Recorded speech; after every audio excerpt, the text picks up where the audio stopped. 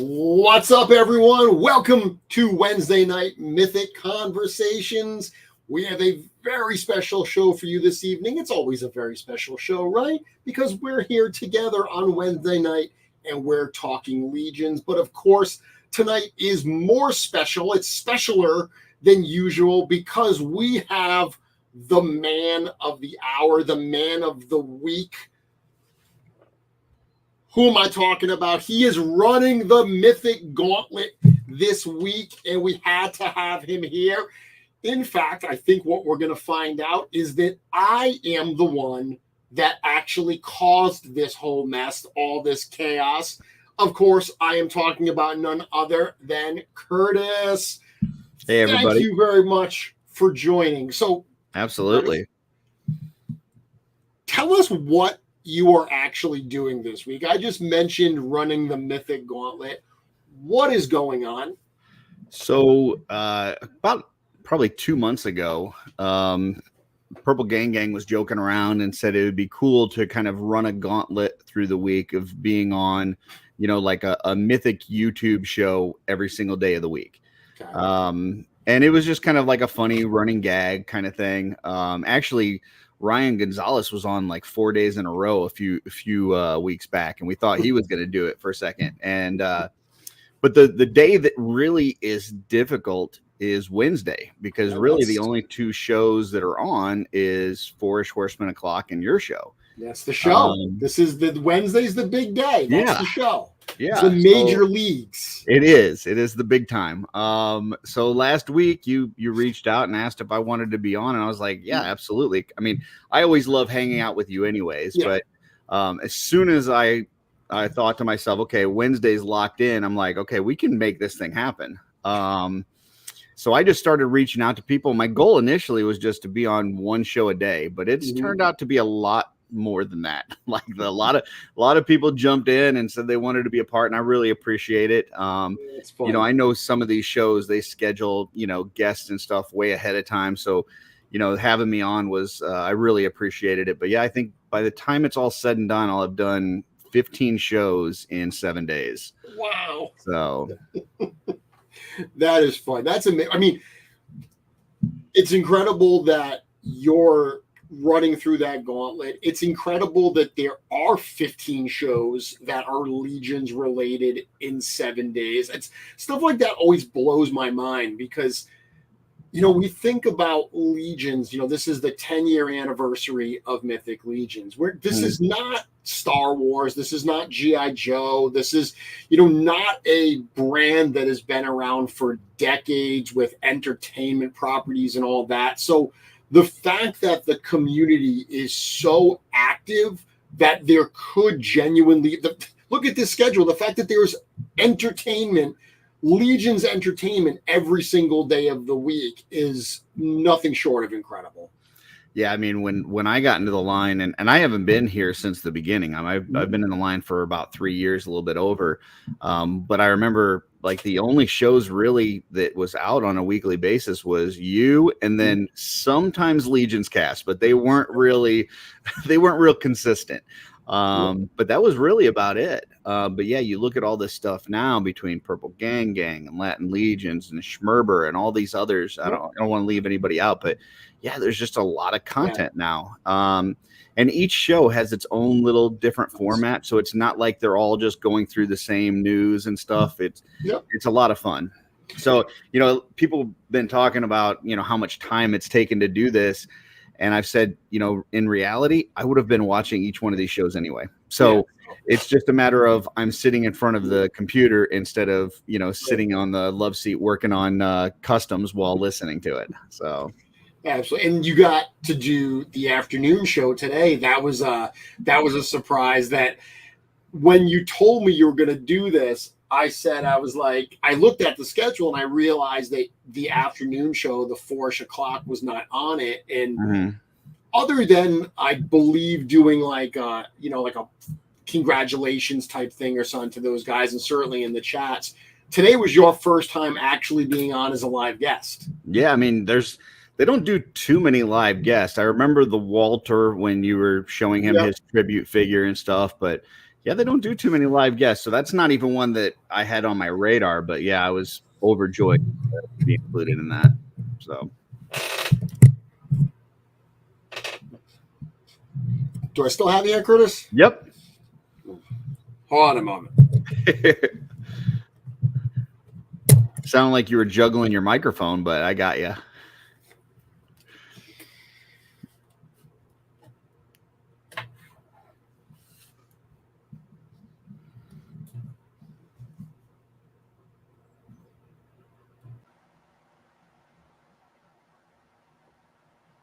Okay, can you hear me, Curtis? Yep. Can you hear me? Having technical difficulties, so you're going to have to give me a moment to try to fix what I've got going on over here. No worries. Well, while you do that, can't hear you. For the folks listening, if you can hear me, I will be doing Legions cast about tomorrow. This before, that whenever I am excited about a show, it seems like that is the time when everything decides to break on me. It almost does not fail.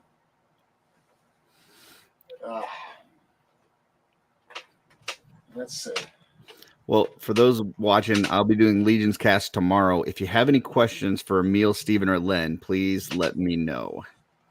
I'm supposed to ask them questions tomorrow.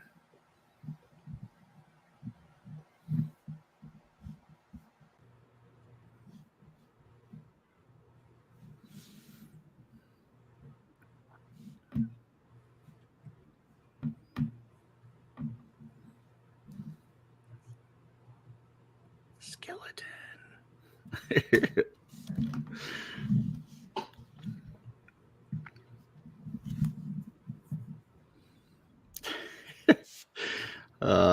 And Vera says, someone at Four Horsemen doesn't want you slipping any secrets to us.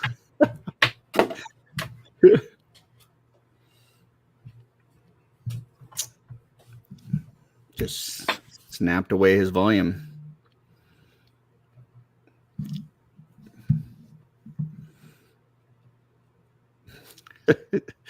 I don't think I broke the internet. Pretty sure that's not the case.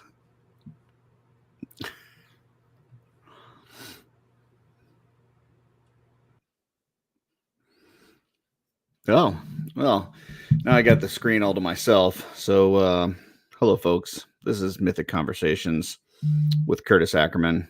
I've got a very important message for you. I just like to say, chew. So, there you go. That's my important message. It's really from the bottom of my heart. So, in the meantime, as I was saying before, be doing Legions cast tomorrow. And Emil, Steven, and Len want me to ask them questions, and they have to answer anything that I ask them. So if you have questions, please shoot it my way. If they fail to answer, I think they have to give me their entire collection. So, and there's Jeremy. Can you hear me? I can hear you. Can you hear me? I can. Okay. So, I don't know why, but my headphones just started blowing up in my ears. And all of that confusion was, I unplugged the headphones and they still were doing it. They weren't working. And I was scrambling to figure it out. I logged off. I logged back in. That whole time I had unplugged my keyboard, not my microphone. Oh, nice. So I was trying to debug why I couldn't get the microphone to like switch over to a different device. It's because I hadn't unplugged it. So you can hear me okay? Absolutely. Yep. The audio is probably not as good because I'm using my onboard mic versus my other mic, but yeah, you sound fine to me. Oh, well, that is wonderful. Thank you, Curtis. Okay, so my apologies, everyone. No problem. The pitfalls of running the gauntlet on live video, right? It gave me some time to deliver a very important message to them. So excellent. I trust you so much that I'm not even going to worry about what that message possibly was. So let's get into it, Curtis. A big part of what we're going to talk about tonight is LegionsCon 2024. So yep. This is going to be your third trip to New Jersey for LegionsCon, correct? Absolutely, yes. Okay, so this was a graphic that we posted kind of at the start of the year when we really started the promotion. I mean, the background graphic in here is the Poxis art. So this was even before we announced the figures for this year because, we've kind of moved to using some of those in the promotions versus, this more general art, this previous art. So we announced that and, right out of the gate, dude, I knew that this year was going to be something special. I mean, every year is something special, but this year, last year there was such an energy at the show, and knowing that 2024 was going to be the 25th anniversary of Four Horsemen Studios, the 10th year anniversary of Mythic Legions, it absolutely felt like this was the year that you do not want to miss. Yeah, I think you got a lot of things going on. I mean, obviously you've got the double anniversary. Everybody knows about that. We've got, at the end of LegionsCon last year, we did a shooting the shelf where you teased a new shopping experience at LegionsCon, and we still don't know. Is that where I actually said that? It was on the Sunday of LegionsCon on our show, okay. And for a year now, we've been trying to figure out what that is. You got, this is the second time in this hotel. So, obviously you guys are going to be more familiar with the venue and mm-hmm. How things can be set up and all this and that. You've got a relationship now with the hotel. Mm-hmm. There's just a lot of things going on to where I think if it's always the best con of the year to go to, but if there's ever a year you don't want to miss, this is the year you don't want to miss. Yeah, absolutely. And, last year was an absolute blast. It's funny. We were joking in, the green room before the show. You're wearing the LegionsCon 2024 shirt, and yep. I'm wearing the Curtis Con 2023 shirt, or 2023 your shirt. Now, this was something last year that at the My Wife Is Gonna Kill Me thing, this got revealed as a surprise. You didn't know about this, correct? I had no clue. Yeah, they gave out these shirts. Yeah, that was I think Jesse designed it, and then Lynn printed them, and it was they kept it a secret the whole time. And they unveiled that, and I just died. It was great. Absolutely so fun. And we're gonna look at the schedule for LegionsCon in a bit, including, another My Wife Is Gonna Kill Me broadcast or, kind of fun party there. But this is what we posted, this talking about those anniversaries, obviously driving people for those purchase of those 2-day tickets. And, we got a big bump of people buying tickets right up front, right out of the gate. This is going to be the biggest year for LegionsCon we've ever had. And then this past Saturday, we dropped this post, which is literally 13 weeks. It's 1 month until LegionsCon, which I can remember when we were looking at, a year away from LegionsCon, and, Dave Orkin was already telling me, I cannot wait until next year. Like, let's get the countdown started. Yeah. Dave reaches out to me, bless his heart. He reaches out to me almost every single week, and he's like, are you doing a countdown graphic this week? Because he wants to repost it. I kind of think that Dave gets excited about these graphics the way that, like, I would get excited as a kid opening, like, an advent calendar. Yeah. Like every day, because every day was an advent calendar, beyond the fact that there was a piece of chocolate in it or a toy or something. It's 1 day closer to Christmas Day. Yeah, just checking it off. And I feel like that's what this is. It's like when Dave sees these every single week, he's like, one more week down. Well, I think there's also something special about this year. We talked about the, second year in the hotel and the anniversary and all this, but we've also just finished going through all of these G-Con waves where it was one faction versus another. And we kind of, even if you didn't say ahead of time, we kind of knew, okay, next year it's going to be these two factions together. And then this year, we have no idea. Like, we have no clue whether it's going to be a story wave, whether there's going to be new factions introduced. Like, we have no clue. So there's also that little bit of mystery added to it as well. That it's pretty fun. This year's LegionsCon, or I should say this year's G-Con, is like nothing we've ever done. All right. It is something new. It is something special.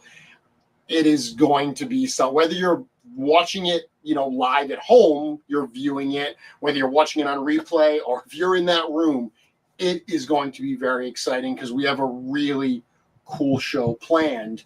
I love this comment here. So Chris is saying, my wife isn't big into Mythic, so she's leaning towards not coming to LegionsCon because she's afraid she won't enjoy it the same way she enjoyed PowerCon. Please help me convince her to go. So I would wonder, Christopher, like, is she really, what made her enjoy PowerCon? Like, is she really into Masters of the Universe, so that's why she liked it? I love PowerCon. I think PowerCon was a blast. But LegionsCon is all of that energy, I would say, in a smaller venue, a more condensed area, and just more of, as I like to say, a sustained burst. Yeah. It is. It's just like a family atmosphere too. It's, I brought my wife last year, and I kind of thought it was going to be a one and done. I thought she was going to just come and spend the LegionsCon with me, and then she was never going to have to go back. But she absolutely fell in love with everybody in the community, with the studio. It was funny that at times, she was leaving the table. I was manning the table by myself because she was going off and getting a picture with Jim or getting a picture with Treadaway or, whatever. And it's one of those things now that you're starting to see people bring their kids, bring their wives. It's just a really fun time, regardless of whether you collect these toys or not. It's a really fun time and a really good community of people to be around. Yeah, it's cool stuff to see, right? Mm-hmm. You walk the hallways and the life-size character statues are there. All of the display cases with the prototypes and stuff are there. Just from an art exhibit type aspect, seeing all of the creativity that people bring to display. My wife has now come 2 years in a row. And so the first time that she came, Curtis, was actually the first year you came as well. That was 2021. Oh, 2022. 2022. Yeah, 2022 at the La Quinta, right close to New York. That was her first visit to LegionsCon as well. And she's not a collector. She has one Legions figure. She has a swing, which she is customizing to bring to LegionsCon. Very nice. But she appreciates the artistry, not only of our figures, but of what the community does. So she loved walking around LegionsCon and seeing everything that was there. And what you just said about that warm atmosphere, that family-like atmosphere, that energy is infectious. When you see people genuinely having fun, and what I would say to Christopher, who asked this question, when you see the person you love having that kind of fun, that is infectious. I've heard so many spouses say they had a blast going because seeing the person that they were with like enjoy that energy and just be a part of it, that is really rewarding as well. Yeah, and I saw that Christopher had replied back that his wife said the variety of stuff there, and that's something too that I don't know that everybody realizes that so when you go to the vendor room, it's not just Legions. I mean, you got AWOC there, you've got Glyos, you've got. Did I see correctly that you guys are going to have Brutal Realm there? Is that Brutal Realm today? This week we announced both Brutal Realm and Odious and Unparalleled Universe are going to be there. Yeah, so I mean it's not just Legions, but yeah, there's a lot of stuff to see. And I know Dave said something about Steph started collecting Glyos last year, and she dove in head first. I mean, she's super into Glyos now. Yeah, it's a great point. It is predominantly a Legions Four Horsemen focused show, but there's so much stuff that is, dare I say, adjacent to Legions Yeah. that are going to be there as well. Things that go with Legions. And dude, at the end of the day, it's a really nice hotel. Oh, like yeah. the hotel itself with, the pub there and the breakfast, and, it's a stone's throw from New York. It's a great area to do a show like this. I would always hear people talk about PowerCon when it was out in Anaheim, where it was a destination event, because you would go out there and you would do Disneyland and all that. Well, we may not have a theme park right in our backyard, although, heck, in northern New Jersey, you can go to that gigantic mall, where the American Dream Mall or whatever it's called, that's like insane. There's indoor skiing and stuff in that mall. So the area itself has great stuff, and I think the event and the venue is a really good place to be. Oh, the venue is super nice. I think I was, I was at intern last year, so I think I showed up really early in the day on Wednesday. And I may have been one of the first people to show up there, and I did a live. It might have been in the Cabal, like just on Facebook, just kind of showing off the hotel. And I was like, man, this place is so nice. It is like I almost didn't feel like walking in, because I felt like they were going to lose a star on their Yelp reviews or something, that like I wasn't good enough to be in that place. But yeah, it is it is a very nice location, and multiple working elevators, which was a nice step up. You got that. Yeah. Someone here is saying they're going to have Glyos at LegionsCon to get you hooked. I'm not sure who Jeremy's talking to. Probably me. I've said in the past 2 lines that I was trying to stay away from were AWOC and Glyos, because I feel like I could fall down the rabbit hole really quickly. Yeah. So, yeah.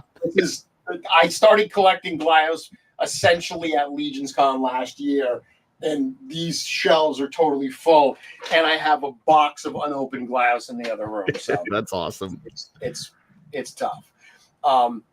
Let's look at the schedule for a minute. I will tell people, and I swear this is not show promoter, this is not marketing guy trying to, push you to do something here. If you haven't bought your LegionsCon tickets yet, don't wait much longer. We literally are running low on those. I'm only going to produce so many 2-day badges. We will have day of tickets at the event. We will have door tickets. It's $30 per day if you go to the door. So versus $40 online for the weekend, it's $30 per day. And as we see here in this, let's look at this schedule here.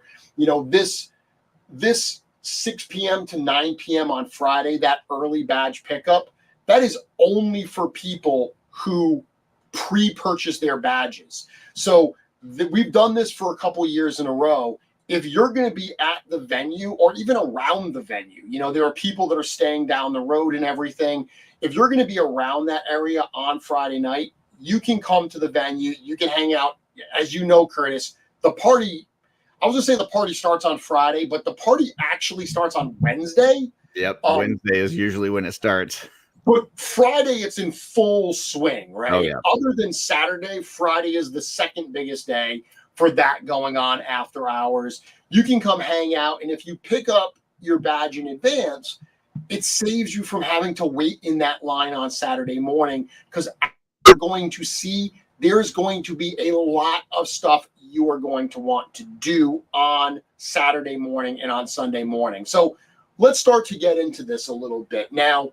Well, and let me just say real quick too. Yeah. I know we're going to cover the events on Friday, Saturday, and Sunday, but there is something to be said for being there on Wednesday and Thursday, because you get to do that kind of hanging out in the lobby. It's a smaller, more intimate setting, because there's not everybody's there yet, and you don't have all these events there. So it gives you some time to just kind of relax and talk to people, and before the lightning, hits the area, and everything is just like boom, boom, boom, one after another.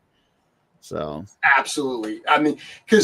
So intern for a day is on Thursday. So that's not listed on this chart because that is a private event. That is something we did through the lottery system. So people that are going to go to intern on Thursday, they typically come in on Wednesday. And like last year, I do this show on Wednesday nights. So this show, no big surprise here, episode 200 of this show is going to take place on the night before Mythic Weekend. Awesome. So the kickoff to Mythic Weekend this year is also going to be episode 200 of Mythic Conversations, which is super exciting. I kind of can't believe I'm 200 episodes into this already. And I will say the coolest place to watch that is going to be at the fire pit at the hotel. That is where you got to be. That's what I was getting to last year. That's where people were hanging out. And then even after we closed the show at the studio, I obviously came back to the venue hotel where I'm staying. I mean, even like Chris, who wasn't staying there, he came to the venue hotel to hang out for a few hours and stuff. So Wednesday night, there's going to be a lot of stuff going on. Thursday, obviously, it's intern. And then Thursday night, even more people will be there getting ready for Friday. And that's really where we start here on this schedule. Now, this schedule here, we're going to go through it, Curtis. This was shared in the Cabal. This is also available at LegionsCon.com. So if you go to LegionsCon and you click schedule, it's actually a breakdown of the full schedule right on the site. But at the bottom where it says download a PDF of the schedule here, if you click that, it will load a full schedule of this. So you can grab this graphic. You can totally do that to check this out at home on your own. So let's go through this, Curtis. So Friday, which is November 8th, that is when we're going to do G-Con. So G-Con is going to run from 10 a.m. until 4 p.m. I said earlier, this is going to be a G-Con like you've never seen before. Last year, we kind of surprised people by doing it at the venue hotel and actually opening up the room to the general public. We are doing that again this year with the caveat that seating is limited and it's first come, first served. If you are one of the interns or one of our invited guests to intern, you will have priority access seating. So you, Curtis, last year, you actually helped me control that line where we had the priority access that got in first, and then we let in everybody else. Last year, we had room. There were some empty seats, not many, but there were some empty seats in that room. But this year, we will be hopefully filling that room up for that live reveal special. Yeah, I took that role very seriously. We had our two lines. We had the interns and the non-interns, and I was the assistant to the director of sales and marketing. Yes, you were.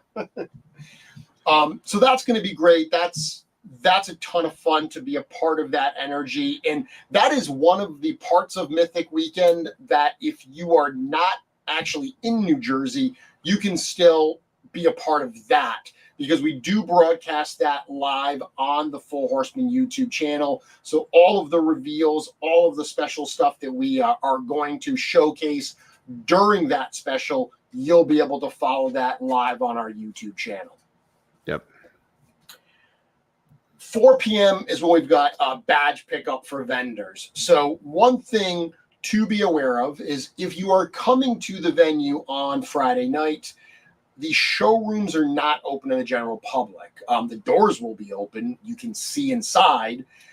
We will have security on hand that if you are milling about either without a badge or with an attendee badge, you will be asked to leave that room. And it's simply because, a lot of people have asked, can we do a VIP night or everything?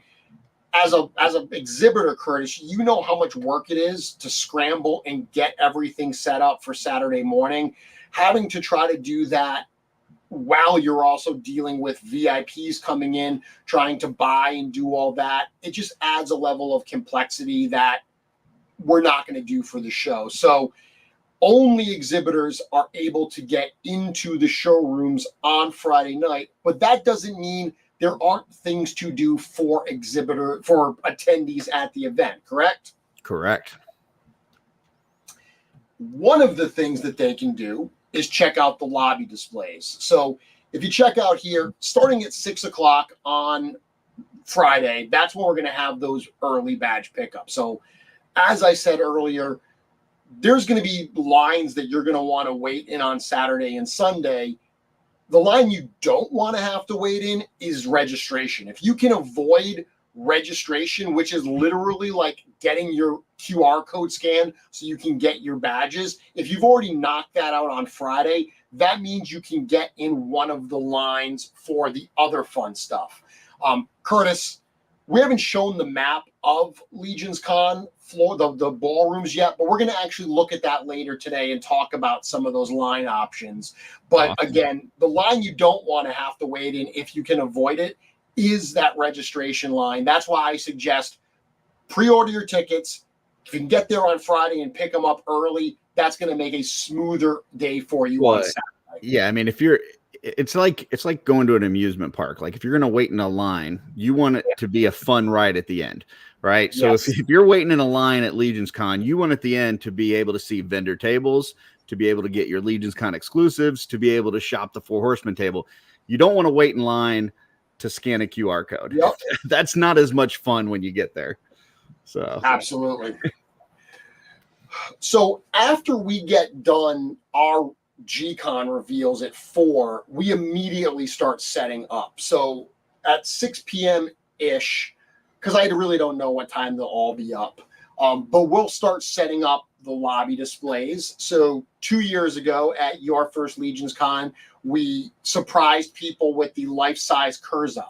And that was the first time that we had done that. And it was so much fun to see people walk through those doors and see that. I mean, it's a 10-foot ogre. Yeah. To see that was a blast. It was fun just to see the hotel employees taking pictures with it and stuff. Yeah. Last year, we also added the Thygar and Zeri life-size statues. That was really, really cool. We also brought out like the Ox Crew Dio. So there's going to be a ton of cool stuff to see in the lobby. So if you're there Friday night, there's people hanging out in the hotel is huge. There's multiple lobby spaces. People are going to be hanging out in those spaces. There's going to be a lot of Legionnaires having fun. There's also going to be all this cool stuff to see and take photos of. So there are multiple reasons why you would want to be there Friday, including what you guys are doing with the Customizing Studio Live. Now, I know that session is now full, but Curtis, tell us a little bit about this 7 p.m. to 8:30 p.m. Customizing Studio Live. Oh, I lost Curtis. Hopefully he'll jump right back in. He covered for me earlier, so I will cover for him now. Customizing Studio Live, that is from 7 to 8:30. Curtis is running that, so I'm going to let him talk about that. But then after that, to close out Friday night, there's going to be a live recording, a live broadcast of the Purple Gang show. So if you were at the venue last year, everything we did last year was on the ground floor. All of the activities, with the exception of the My Wife Is Gonna Kill Me party, they did that on the 3rd floor. So that is what we are going to be doing again, but we're going to be doing more stuff on the 3rd floor. So the Customizing Studio Live and the Purple Gang show, that is going to be on the 3rd floor. Super easy to get to. You go up in the elevators, you walk right out of the little elevator lobby type thing, and there's a number of conference rooms there. As you're going to see on this schedule tonight, there's a number of different sessions that are listed as being on the 3rd floor. Waiting to see if Curtis messaged me here, wondering where he is, hoping that he's okay and his house wasn't like hit by lightning or something. We'll come back to that in a moment, that Customizing Studio Live with Curtis. But as I was saying, Friday night it's just going to be a lot of fun. Exhibitors are setting up. There's a ton of energy there, and we've got activities for you. One of the things we're trying to do this year is last year. Oh, and there he is. Back, yeah. Curtis.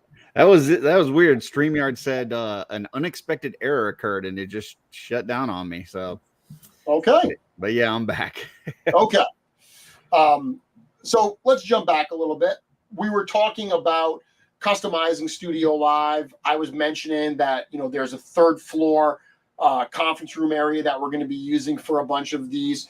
Talk to us a little bit about Customizing Studio Live.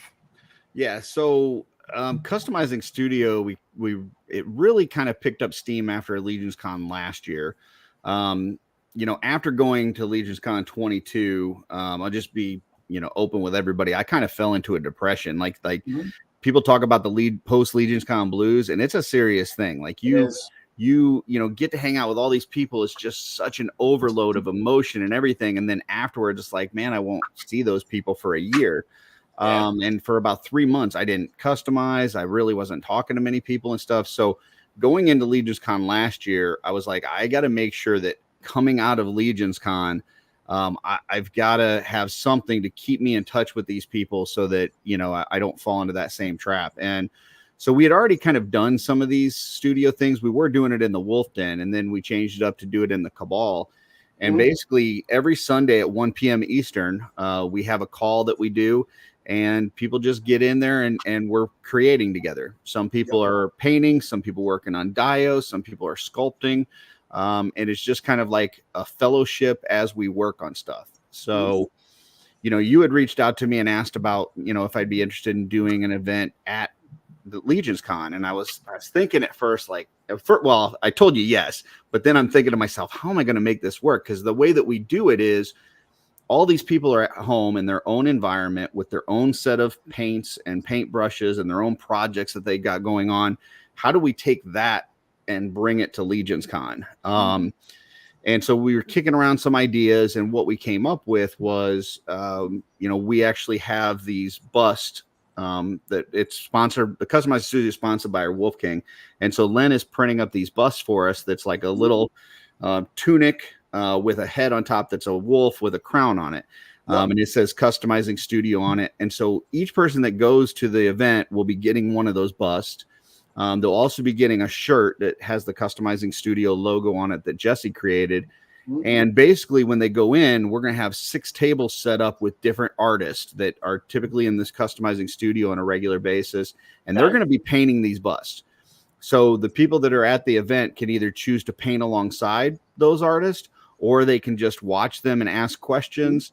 But I think it's going to be a real fun event. It's not going to be exactly how we do it, on the weekly basis, but I think it'll at least get people the idea of what, Customizing Studio is all about.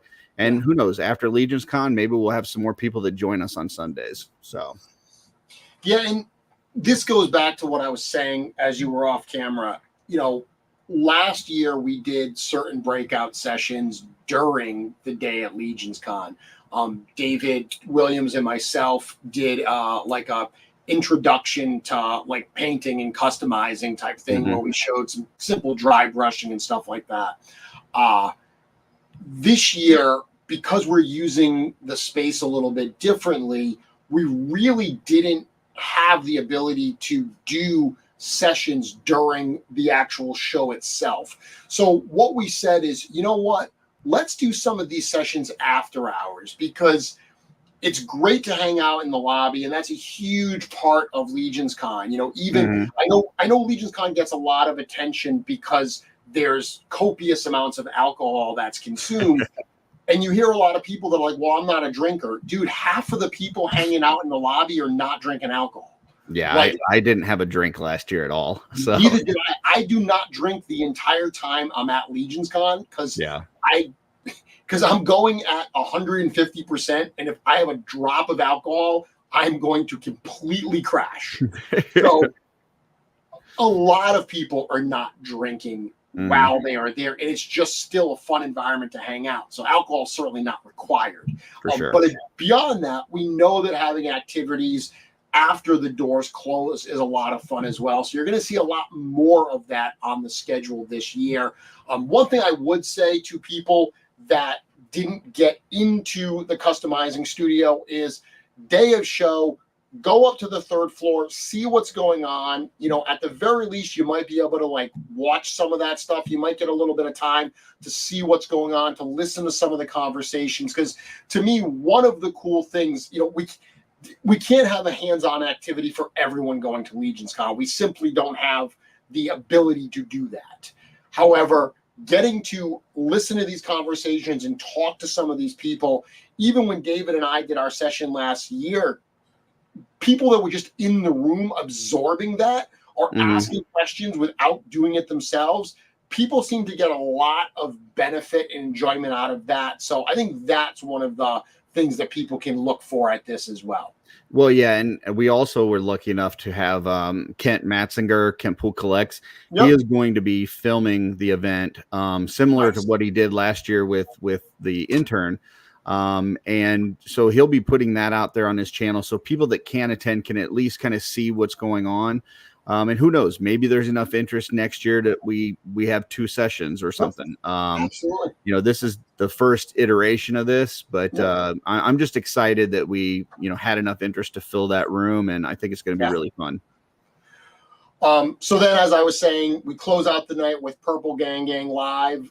That will be a lot of fun. You know, those guys are just a well of positivity and enjoyment. So really excited to have them. I know it's usually Saturday night, but getting them in on Friday night worked really well for the schedule this year. So they were both gracious enough to accommodate and get us a little Purple Gang Gang love on Friday night at LegionsCon.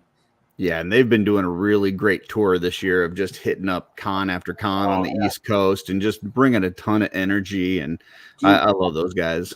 Con MVPs of the year, without a doubt, those 2 guys. So that brings us to Saturday, which is when I posted this earlier this week, someone said there's 3 days of schedule for a 2-day event. And I was like, yeah, you buy 2 days, get the third one free. Because, I mean, realistically, LegionsCon is only Saturday and Sunday. All of that Friday stuff is technically not LegionsCon. But I think it shows how much we're trying to do to make this a real, like, con experience for attendees. Saturday, the showrooms are open. It really has become like a whole week thing, you know, when you think about it. Yeah. Oh, it has. Well, because, I mean, especially with people flying, I mean, a lot of people are coming in on Tuesday, and they're like, you know, last year, Big Dub came in on Wednesday, and this year he's like, I think I need an extra day just to get in and get situated and start seeing people and relaxing and stuff. So, yeah, it's become a whole week experience to be there for a lot of people. But Saturday, we've got the showrooms open from 8 a.m. to 5 p.m. So it's actually a little bit longer than we were open last year. We had a lot of people say they wanted more time. It's a long day for the exhibitors. It's a long day for the studio, but we did pack on an extra hour there. LegionsCon day 1 begins. I'm just reading from the map. I'm waiting for you to get to it. All vendor booths and the 4-H figure fair will be open, along with the Legion's Armory Experience. The Legend of Gaspar and Gorich 2-pack will be for sale. So you know what we need to talk about right now. There's a couple different things in there that are interesting. Yeah. Is it this? That's one of the things. Yes. So we'll get to some of the other stuff, but this is the day 1 exclusive. Now, the LegionsCon figures are not sold at the 4 Horsemen table. And I'm going to show you that map in a little bit so you can see where everything lays out. But these are sold separately by LegionsCon. These will be in a line all its own. We learned our lesson from a couple years ago. We're not putting the line for the exclusives and the line for the 4 Horsemen together. That created a bottleneck. They are completely separate areas of the building to make it easier on that. That being said, let's go back to that schedule. So the 4-H figure fair. one of the things that we're doing this year, Curtis, is I loved the idea. When you were in school, did you ever go to like a Scholastic book fair? Oh yeah. Yeah. Your mom gives you like $5. You go there and you feel like you're on top of the world. Oh yeah, man. I love when I see like, rolling into a Scholastic book fair with $20 to buy 6 Goosebumps and a Lamborghini poster. Yeah. And that's very much for my age. I said that to Jacob, and Jacob's like, yeah, but for me, it would have been, what did he used to read? Diary of a Wimpy Kid and, Captain Underpants or something. But this idea of almost like a pop-up shop, right? Almost this pop-up shop where it's all Legions. When we do shows, it's just, we have so much product that we're just like, okay, put all the tables out, pile everything up on the tables, and let people pull them off when they get off into the room. This year we're doing something a little different, and this is the reason. If you were at the show last year, that little side room that we used for the breakout sessions, that is actually where we're going to do the 4-H figure fair. You're going to be able to go in there, and the entire room is going to be set up like a shopping experience, filled with Four Horsemen products, Mythic Legions, Cosmic Legions, Figure Obscura, some swag stuff. It's going to be a variety of stuff that you're going to be able to go in and kind of shop that store. Awesome. I'm pretty excited for it. I mean, I get excited whenever I see our retailers post images of like their stores with everything on peg walls. Just seeing Legion's merchandise gets me really, really excited. So being able to do that at a really large scale at LegionsCon, last year we had like, 8 tables worth of space of Legions. It's going to be bigger this year. We're going to have more stuff available, a bigger space available for people to shop that environment.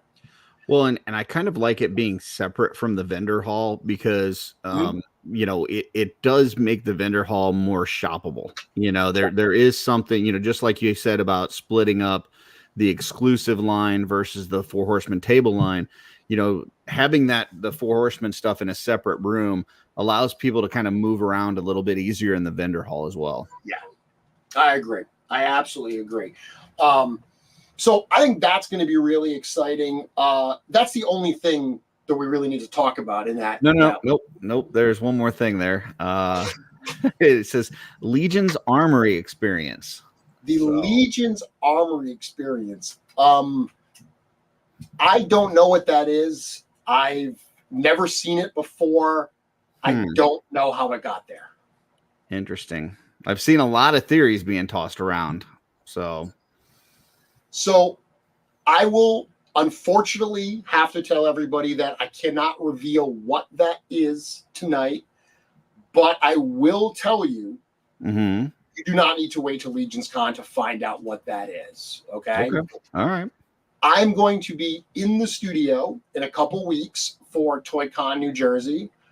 That Wednesday night show we're going to do from the studio, and the plan is that we are going to explain to you what the Legion's Armory Experience is during that show, which is, a full 2 months before LegionsCon, so you can be aware of what it is and you can prepare accordingly and plan accordingly. Okay. All right. Fair enough. So just one guess to throw out there. I've heard people talking about, are you going to be dressing us up in armor and having us do live jousting in the halls? Well, we do know that Diego is very into LARPing. I did see some people suggesting it was a LARPing experience. I will tell you it's not LARPing, but I will also tell you that doesn't mean that we won't add LARPing to LegionsCon at some point in the future, even perhaps this year. Gotcha. The next thing is another secret that I cannot reveal yet. Specifics to be revealed. We have this on the calendar from 2 to 4 p.m. on Saturday, and we also actually have it from 10 to 12 and 1 to 3 on Sunday. Cannot reveal what it is, but let's just say it's a whole new way to adventure within the realm of mythos. So that, Curtis, I've got to tell you, is very, very exciting. I am bursting at the seams, wanting to talk more about what it is. But once again, I can't give all the secrets in advance. That's one you're going to experience at LegionsCon. But what you're saying is it'll be 3 2-hour sessions of whatever this is, and it'll be on the 3rd floor. It is the same. It's generally the same thing all 3 sessions. So as you're planning, you don't need to plan to go to all 3 of them. Gotcha. They are going to be largely the same experience, the same presentation for all 3 of those things. So if you can make one of them, certainly might want to do that.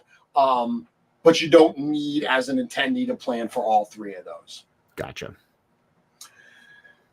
Now, I mentioned that the show is very, very long. And yes, as Joe Vassapolo says, we're going to be so busy. That is true, because when the doors close at 5 o'clock, the showroom is open from 8 to 5. So we've already done 9 hours of the showroom floor. The main ballroom will close. What we're calling the community room will close, but the 4 Horsemen studio room will remain open only for those with an exhibitor badge. One thing we always want to remember, Curtis, is that, as you know, coming to LegionsCon as an exhibitor is super cool, but you give up part of the experience being behind that table all day. Yeah, for sure. I know in 2022, that was something that was really difficult, for folks. There's a lot of us that didn't get around to see other tables. We didn't get, to shop the 4 Horsemen table. Obviously, that year was also where the exclusives and the 4 Horsemen line, at least on the Saturday, were together too. So there was just no way a vendor was going to make it through that line. Yeah. So I thought you guys did a really good job of allowing that open for exhibitors last year to give us a chance at that too. So I think this is a really cool thing. Yeah. And we did that, to your point, last year, where we kept the store, the 4 Horsemen table, open for an hour.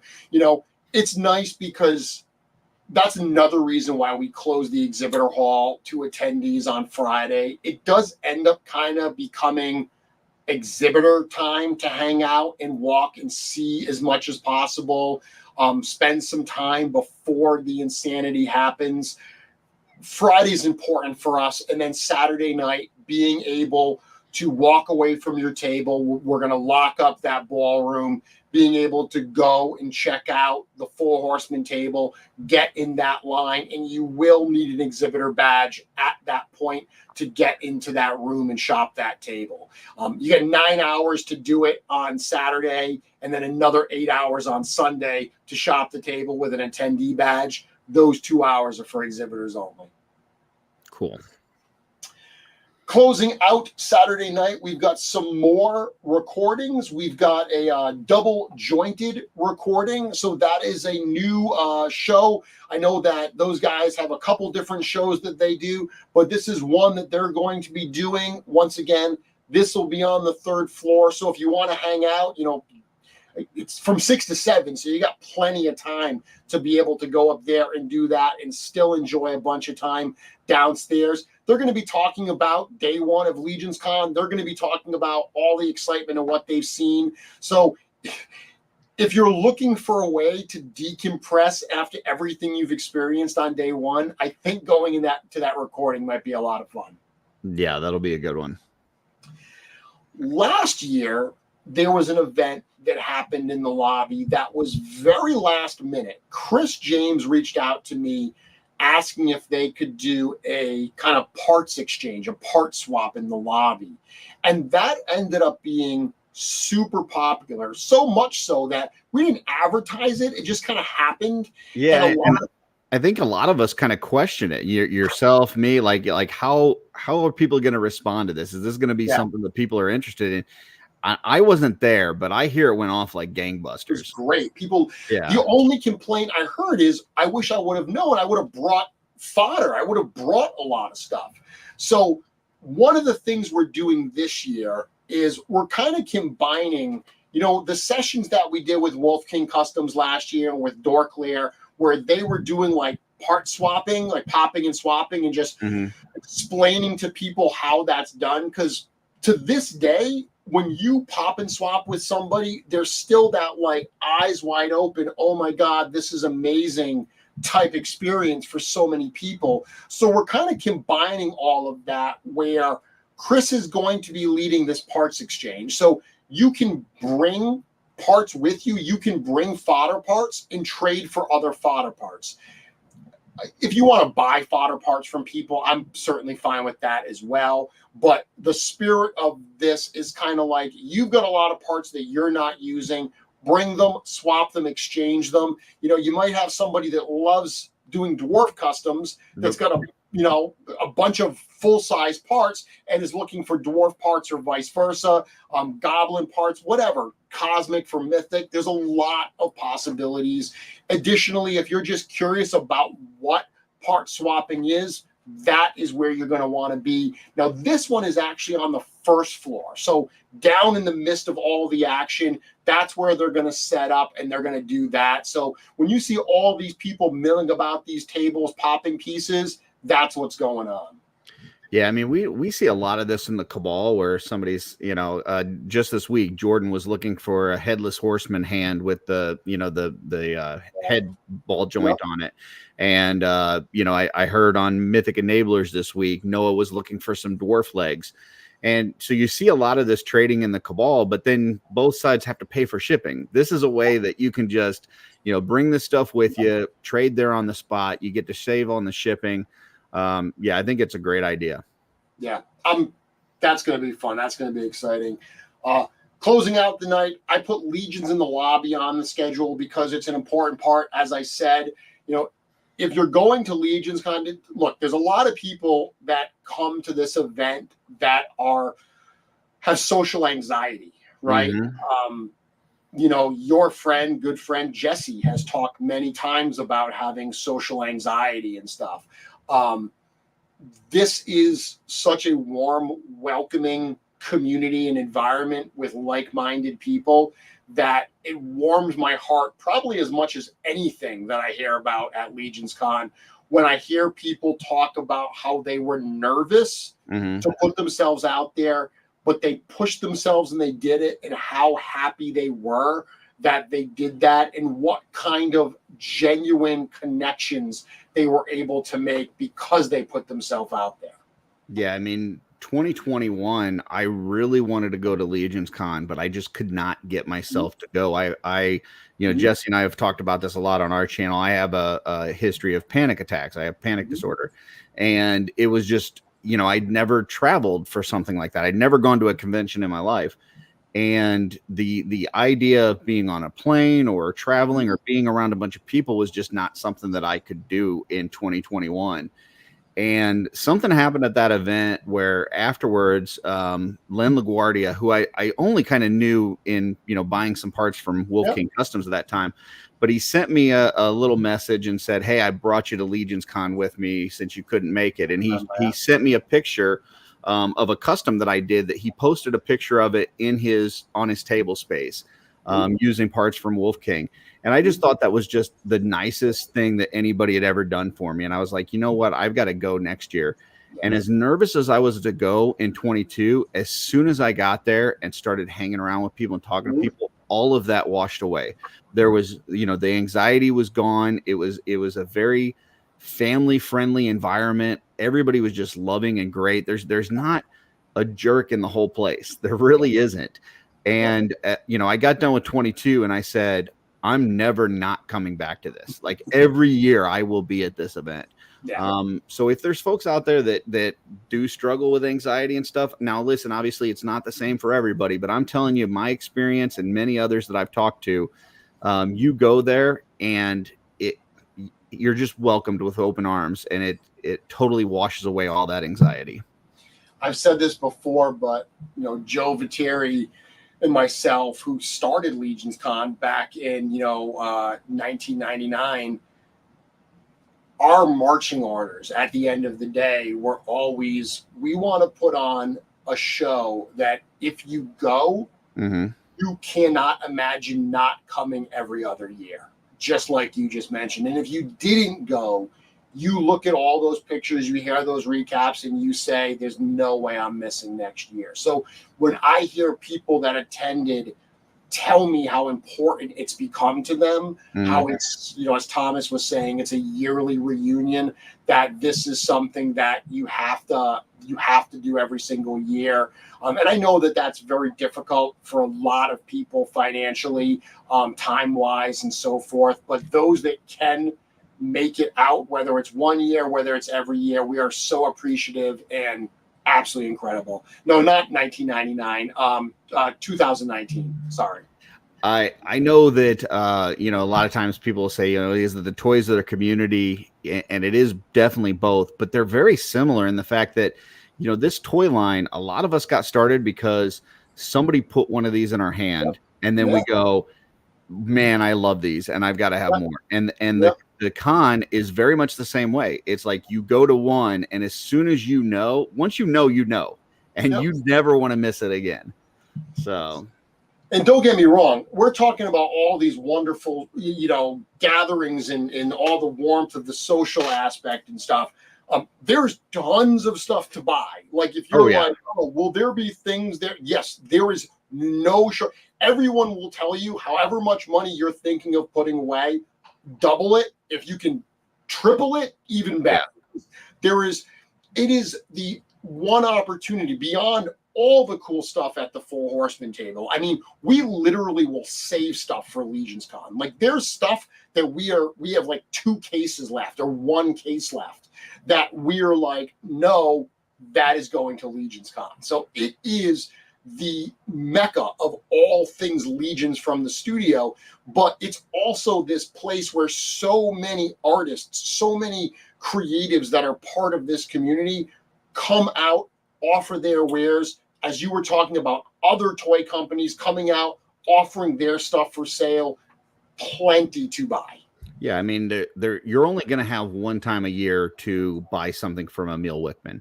You're probably going to have 1 or 2 times a year that you can buy something from Eric Miller. There's some amazing artists in this community, and being able to have an opportunity, even just get a head sculpt from them. You know, it's not going to break the bank to buy a head sculpt, and then you've got a piece of that person's art in your collection. It's awesome. It's awesome. Saturday night ends with a private event. My Wife Is Going to Kill Me crew. They're going to be doing another one of their, private events and everything. That is something that you got to go through them because it is a limited amount of tickets and they control that. They really try to focus on, their Patreon listeners and stuff like that to have first access to that event. We do it all again on day 2.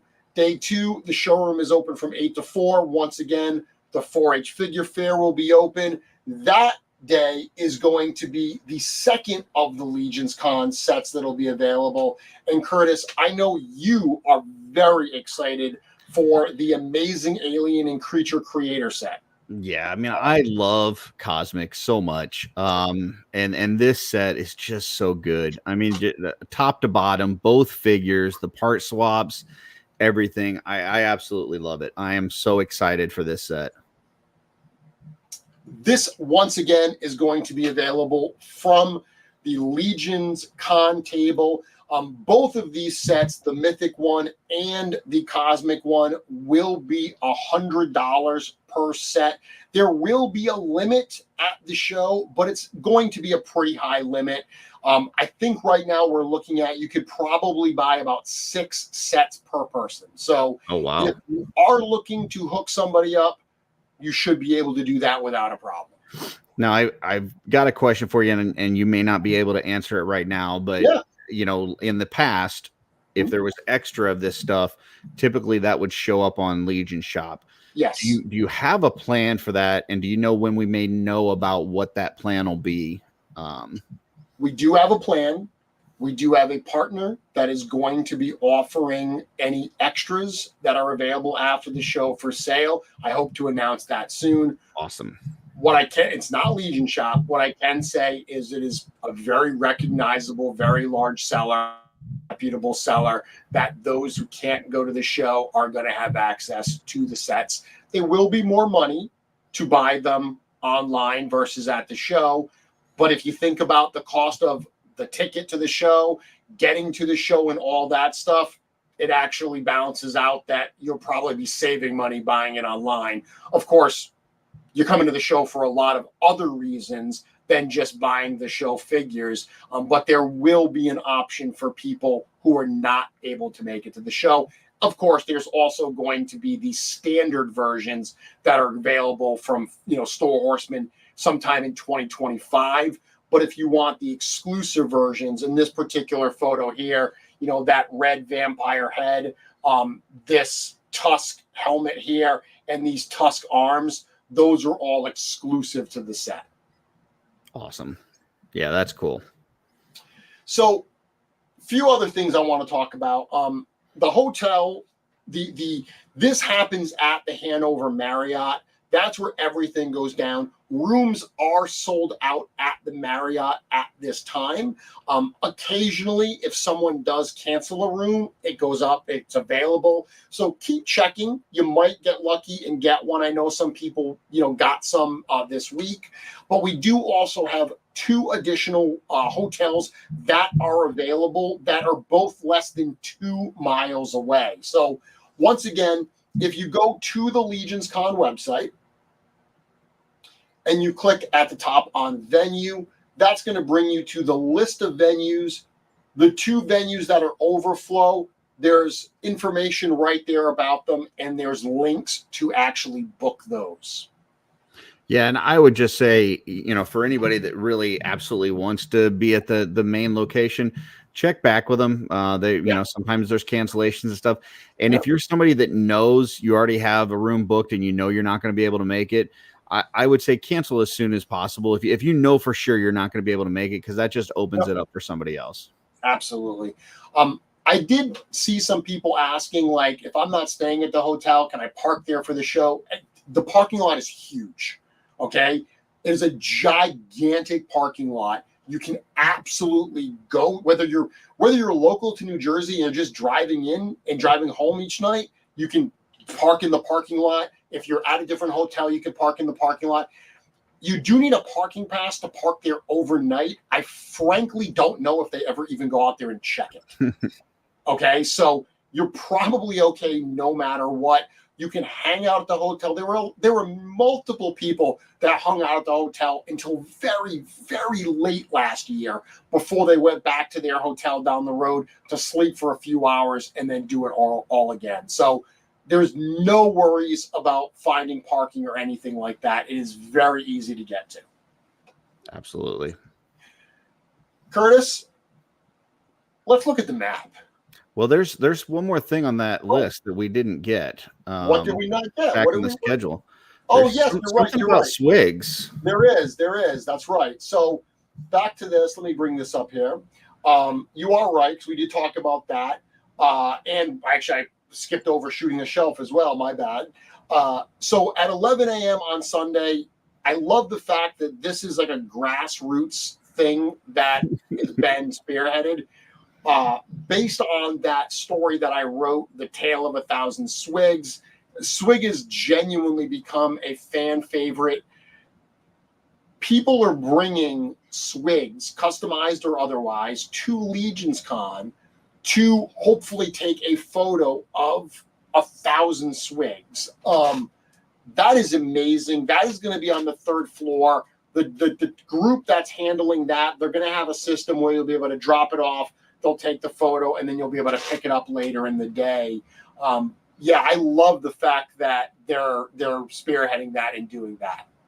Yeah, that's just a lot of fun. I mean, it's just, you do these stories and obviously it plays into the lore, but this is like taking that to the next level. So it's just a lot of fun. And for any of you guys out there, if you don't customize, that's fine. You can just bring one right out of the package. Yep. You can pop and swap it. You can throw some paint on it, whatever you want to do. As long as you bring a Swig, you can be involved in this. So yeah, and it's going to be an amazing kind of, again, grassroots community effort to see what that photo actually looks like. And for those of you that really liked that swig story and you had to go out and buy more swigs, remember there was a new COG story today that says that he can phase and make 3 copies of himself. So you need at least 3 COGs in this recent cosmic wave. So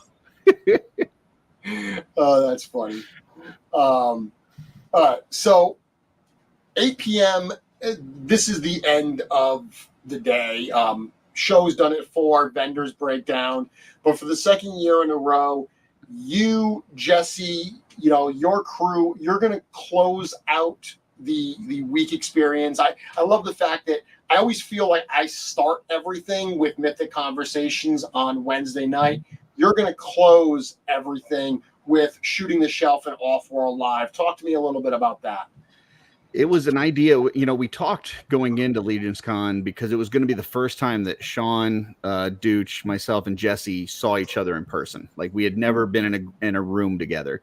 So we were like, hey, we really need to try to do something. And the kind of weekend went on and we didn't get a chance. And then at the end, we're like, hey, let's just set up on Sunday night. We'll set up in the hallway. We'll just kind of talk about some of our experiences and stuff. And it kind of evolved because where we had set up was on the way to the bathroom.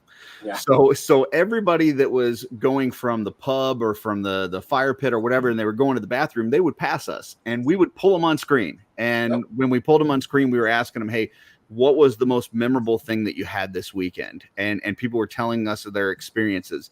And it was probably one of the most enjoyable shows that I've ever been a part of because it really, people talk about how fast this weekend goes. And it was a moment to kind of just settle down and take it all in and hear about all these wonderful experiences that everybody have and just savor the moment for one last minute before kind of closing out the show.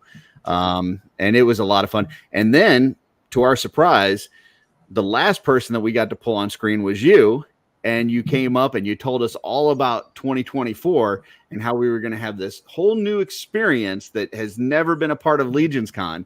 And we've been waiting for nearly a year now to figure out what that means. So you only have to wait a little while longer, I promise. But yeah, that's going to be a lot of fun. I would say anybody that night that wants to share their stories about what they enjoyed about the con, definitely be in that area. We'll pull you on screen and we'd love to hear from anybody that wants to stop by. That's awesome. All right, so let's take a look at this. Now, I'm going to bring up the map of LegionsCon of the showrooms on the screen. This is the first time this has been shown. I'm going to tell people don't sweat doing bad screenshots and posting it and everything. I'm going to share all of these images tomorrow morning. Okay. So all of this will be out there. You get a little sneak peek at it tonight. So there are 2 rooms at LegionsCon. Last year we had the main ballroom, which is by far the largest of the 2. It's like 11,000 square feet. Then we had the little side room. The side room it ended up being a room where a lot of the vendors who signed on with us like late, that's where there's only space we had. So we put them in there. And it ended up, obviously there's going to be more traffic in the main room where the horsemen are and everybody's in there. So there was traffic in that other room. It's right across the hallway. But this year we thought to ourselves, I think we can use the space a little bit better. And we had some things that we needed to do specifically for that room. So it just made sense to separate the 2. So what we did here was, this is what we're calling the community room. And Curtis, what I'm going to release tomorrow, it's actually pretty cool because when we release this full map, you're going to be able to download this PDF and not only see this map, but all of these tables are numbered.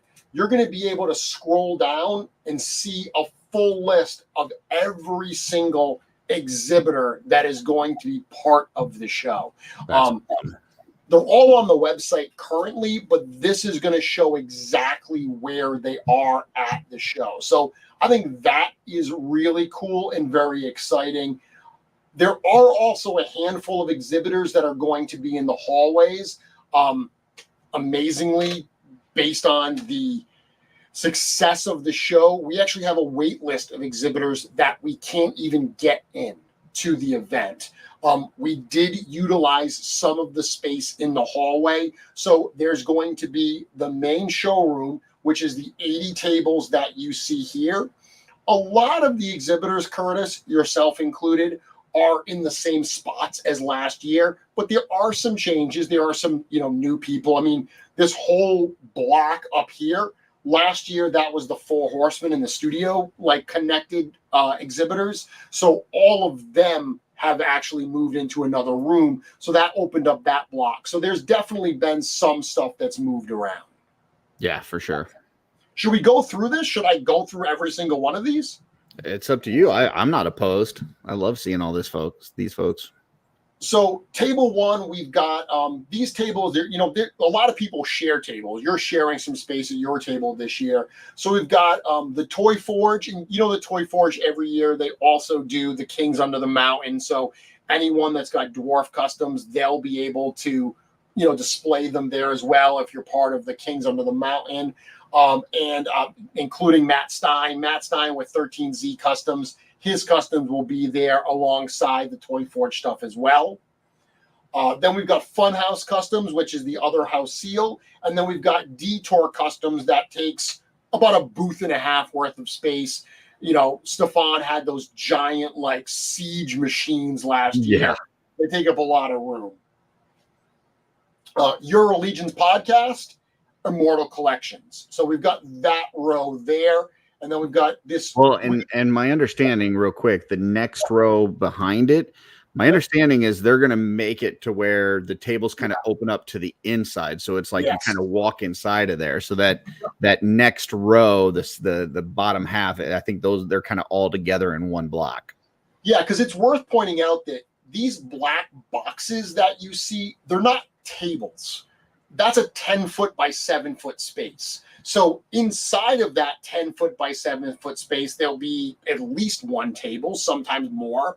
But when you look at this, you're not seeing 80 tables. You're seeing 80 10-foot by 7-foot spots that are built throughout this. So, yeah, you're right. This block up here, I can do the rest. The Malignancy, which is all the goblin stuff, Borderland Horde, Hemite Custom Creations, Mythic Bits, and Black Magic Customs, which is Giovanni Blyden. This whole block here, like you said, I think they're going to create kind of like a U, and they're going to allow people to kind of flow around it and in it. So that'll be pretty cool. Yeah, you'll walk in, and I think Anthony won't let you leave until you buy at least one dwarf. That sounds like Anthony. Yeah. Going over to what is largely the Team Wolf King section, we've got Nathaniel Armstrong with Telltale Art Customs alongside Patrick Boyle. Table one. We've got Lord Stephen Bishotti along with David Williams at I said table one. It's technically table 6. They're at table 7, Bishotti and David Williams. Emil Wickman. And then this is your table, table 9. You are doing the art stuff where it's going to be both you and Darla, so customs and soft goods and everything. And you're also sharing that table with Tanya from Legion's Ladies this year. Yeah, I mean, she just got into customizing this year, so she's not going to have enough to fill like a whole table, but she's done some really cool customs. And I wanted her to have an opportunity to show those off this year. So, yeah, I said she could definitely take up part of my table and put those on there. We're excited to have her stuff there. She's been doing a great job. Then we've got Jesse with Just Shelve It that's actually closing it out. I assume Jesse's probably going to have some of the other guys at his table again this year, Mark and Brian. Yep. Yeah, awesome. Table 16 and 17 is going to actually be Wolf King Customs, so that's when you'll see all their custom parts and stuff for sale. And then I actually have 2 tables. So there is no Legion shop this year.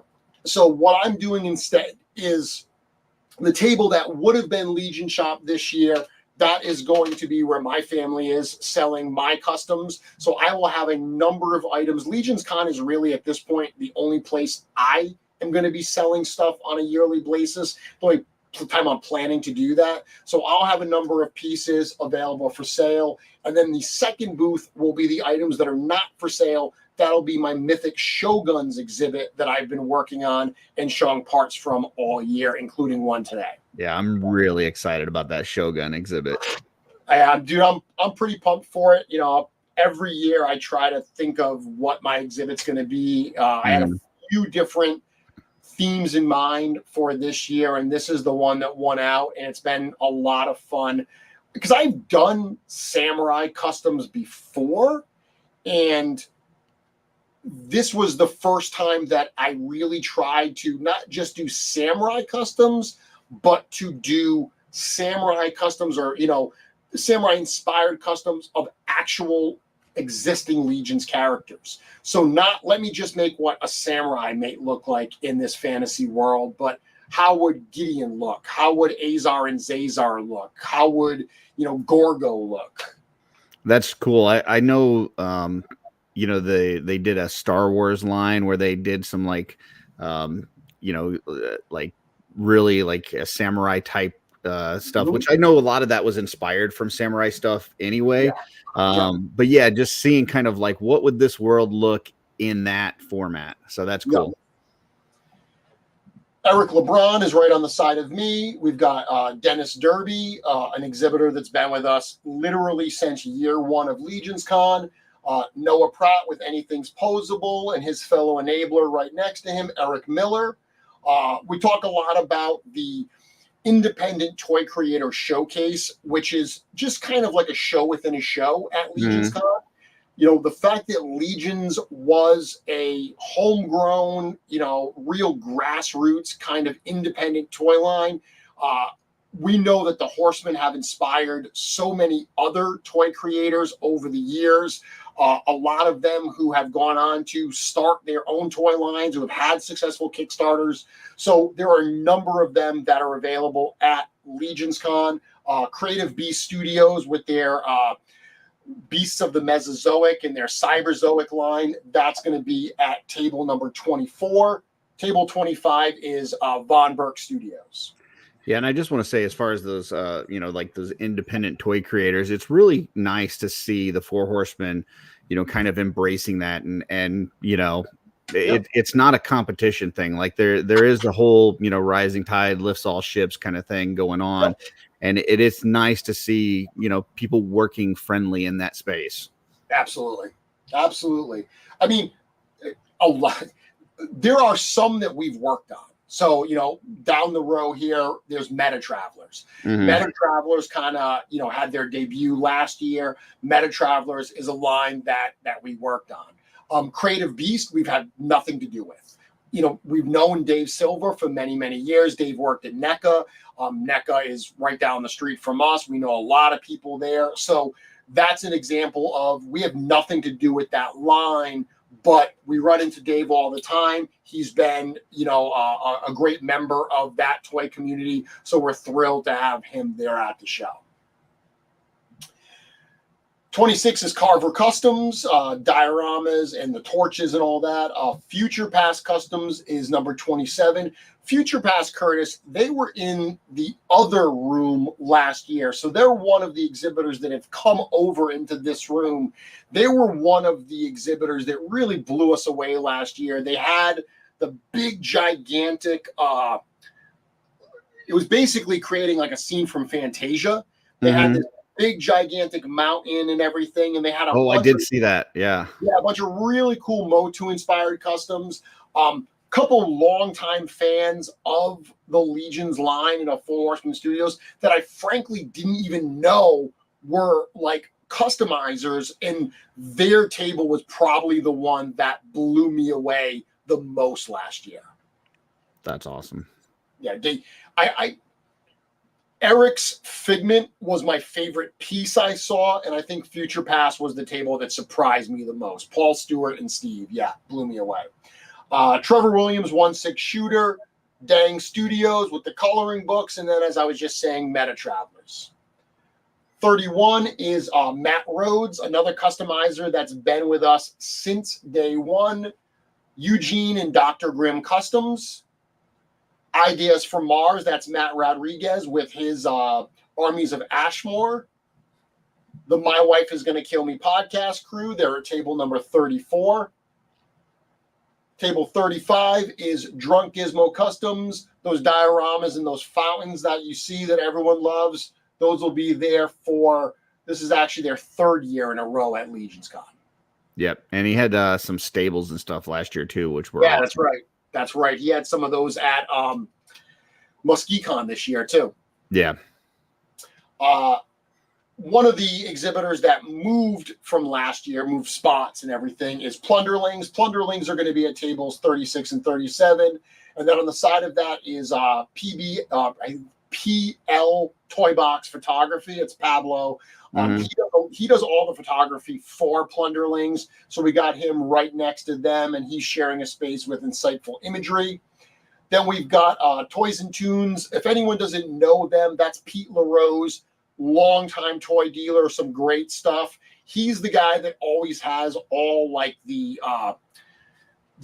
Legion's birds, like the Gothotropolis birds and the Scarabus, lots of really old Four Horsemen stuff he tends to have there. So if you're looking for some of those old gems, that may be a booth that you're going to find it at. Very nice. And then finally, another independent toy creator, Formo Toys. They do the Legends of Dragonor line. Lone Wolf Labs. So this is one, and we have a couple exhibitors that are doing this in this row.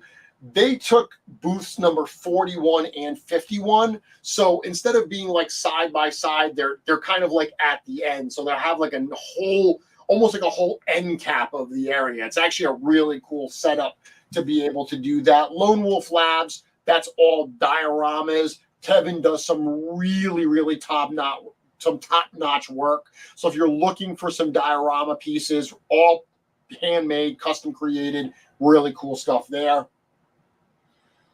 Damian Blake, D Blake Makes, he does all those signs that you see people using in their displays. I actually used a bunch of them last year. Last year, my exhibit was all the tribute customs. So he did the signs for me for like the Sandman logo and the Lord of the Rings logo and all stuff like that. Nice.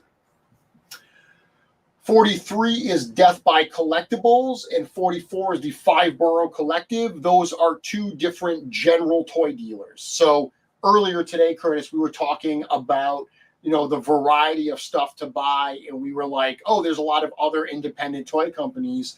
Those are two companies, along with 61 and 71 Empire Toy Shop and number 70 Chubsy Wubsy. Those are all, and number 78 Job's Palace. Those are all sellers who are going to just be selling a variety of toys. So, you know, when they do toy shows, they're selling G.I. Joe Classified, Marvel Legends, Star Wars Black Series, you know, import. You name it, yeah. Yeah, like they're toy vendors. So right there, that's 5 different toy vendors that are going to be at the event with a variety of non-Legions type stuff. That's awesome. 45 and 55 is Noble Bear Customs, obviously Anthony Velez, and also the Forge collection. They will be over there with some really cool stuff. I spent some time. That's also where Bear Blaze is going to be, and that's Bear Blaze will be there. Yeah, I need to hit that. Yeah, he's got some really good stuff. Well, these guys, not Bear Blaze, but those guys had some really cool stuff at IshCon recently. Anthony's doing some really cool stuff with his Metal Hearts collection. Oh, yeah. Yeah, very cool stuff there. That's going to be a popular spot for sure. 46 and 56 is Brian Almeida with DuArt Studios. That's going to be, who knows, usually large-scale dioramas. He's also been doing a lot of smaller scale stuff, weapons racks and tables and things like that. So I imagine Brian's going to have a variety of different pieces for all different price levels. 47 is Jared Bearman, a photography and a bunch of diorama style pieces. He's been with us for a few years. Go Figure Go, custom parts and pieces like that as well. Big Head Studios, custom 3D printed parts. He was the one that was actually like painting heads at his table during the entire show last year. That's awesome. And then finally, we end with Crashbox Customs. Once again, anyone who's in this space, Cosmic or Mythic, probably knows Crashbox. Going down to here, 52, we've got Toys R Ish. So we were just with Ishwar at his IshCon show. He had a ton of customs there that were still available once the show was done. So he's bringing a bunch of that cool stuff to LegionsCon. So that's going to be a table with a lot of custom figures available. Paul's Customs, he's going to have a variety of different parts. He was doing some live painting last year as well. Dirk's Designs, this display at IshCon blew me away, man. Not everyone's talking about the dyed Hagnons. The Hagnons, yeah. Like, dude, I'm gonna be honest with you, those are awesome. I almost feel bad that everyone is focusing on the dyed Hagnons, because the rest of as awesome as those were, the rest of the stuff at his table was jaw-droppingly cool. He did a custom at LegionsCon last year that he had again at IshCon. It was an ice troll that he pulled the horns off and like sculpted like a tongue coming down. It was a dead troll, and on his back he put like a big piece of earth with gravestones, like it had risen up out of the grave and had a big chunk of earth on his back. Dude, wow, I didn't see that. I need to check that out. Dude, super, super cool. Dude, his stuff, check his stuff out. He has got some incredibly cool creative pieces, painted and unpainted. I really like his stuff. And just a nice dude. I mean, just a good guy. Yeah. Oh, yeah. He came out to actually at IshCon. He came out with us for dinner the first night with the Purple Gang guys, and he came out, and really, really cool guy. Yeah, we got him on our show this Sunday too for Shooting the Shelf. So and I learned at IshCon that his name is not Dirk. That is correct. That's his secret identity, if you will. I've already covered some of these other ones, so I'm going to skip to table 57. That is Perry Morrell. Perry is very well known for his troll customs. There's a lot of troll customs, really cool stuff. He'll have a bunch of them for sale. Man, Perry's helped me out a lot this year with parts. There's been a couple times I've reached out to the community. He's helped me out. That elephant that I just did, the Lord of the Rings tribute, he helped me out with that one. So yeah, I appreciate Perry a lot. Yeah, great guy. And that's, I mean, talking about that custom, that elephant custom, that absolutely amazing Oliphant custom. So good, dude. Thank you. Geek Out Show, those guys will be back for, I believe this is, I'm not sure if this is the second or third year. I think this is the second year. I think they attended in 2022, and last year was the first year they set up. They'll have a variety of great stuff there. I've always enjoyed being on their show. Highly posable, a bunch of custom pieces and parts there. 62 is the return of Strupp Family Crafts. So Strupp Family Crafts is someone that was with us in 2021 and 2022. They had to take last year off for some family obligations, but we are thrilled that they are going to be back at the show for 2024. And one of the Legion Shop alumni. Yeah, that's one of the first creators that was part of Legion Shop. So thrilled to have them there. I mean, beyond just cool stuff, you just talking about, you know, Dirk being just great people.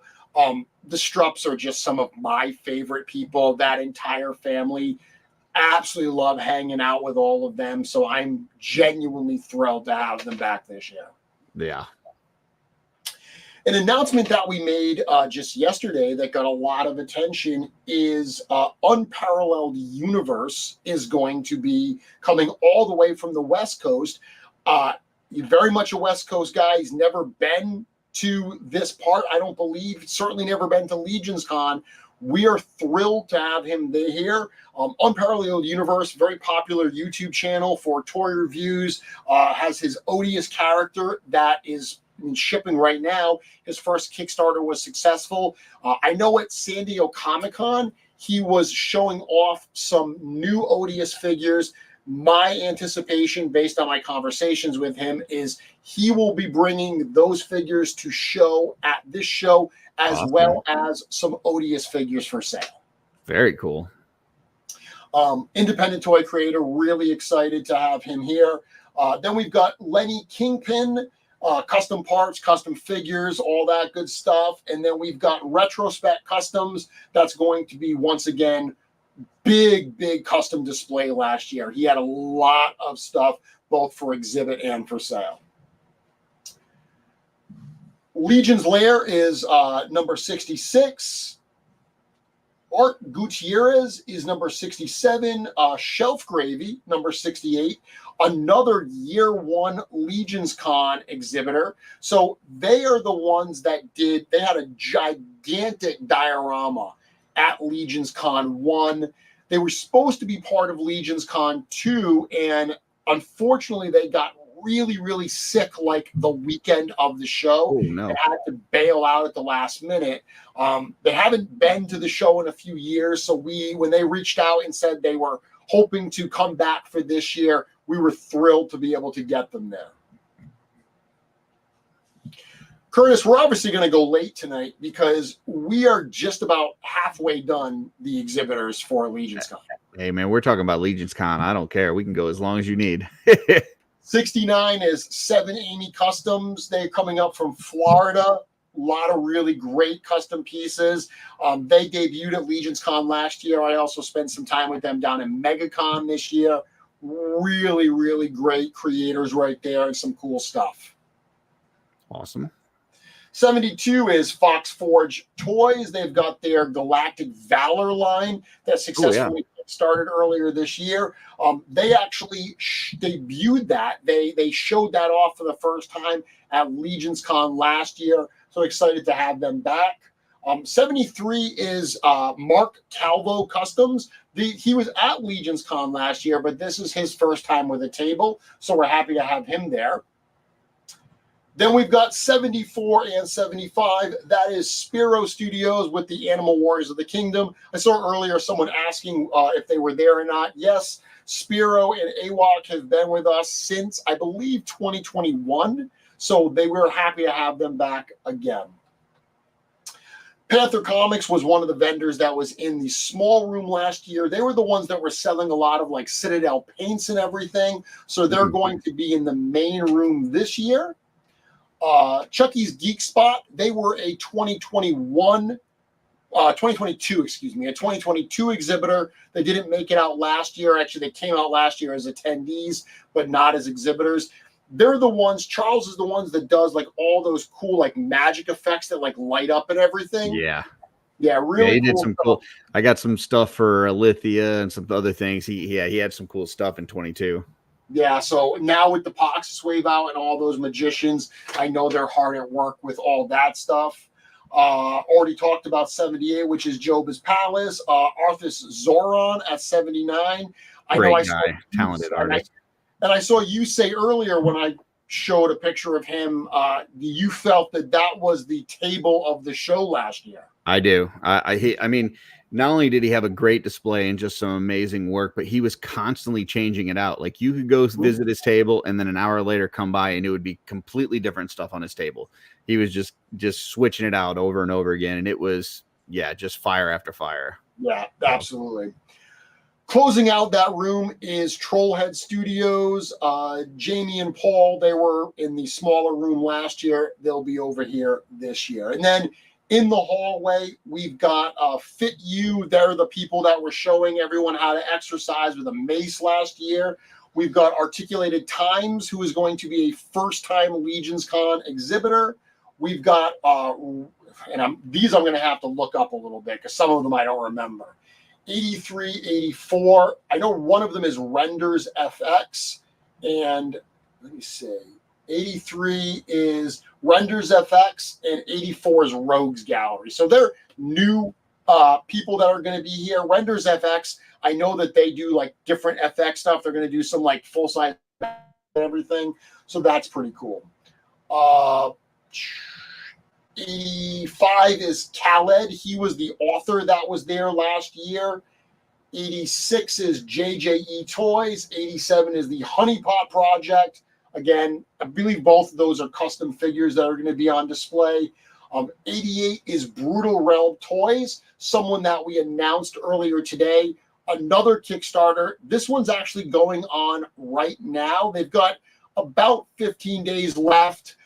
They've actually got quite a bit of ground to make up. So hopefully they're going to get some buzz from this LegionsCon appearance. I know this appearance will be after the Kickstarter has closed. So hopefully their participation in LegionsCon will bring some more awareness to their Kickstarter and what they are doing. They can push some stuff over there. Awesome. And I'll bring that up real quick. Let me see. Yeah, big muscle-bound gentleman, you know. So, like gladiatorial type barbarians. Yeah, so this and is stuff. what they're doing. Yeah. This is Brutal Realm. They've been on a couple of different shows recently. Trevor Williams took the photos for these guys.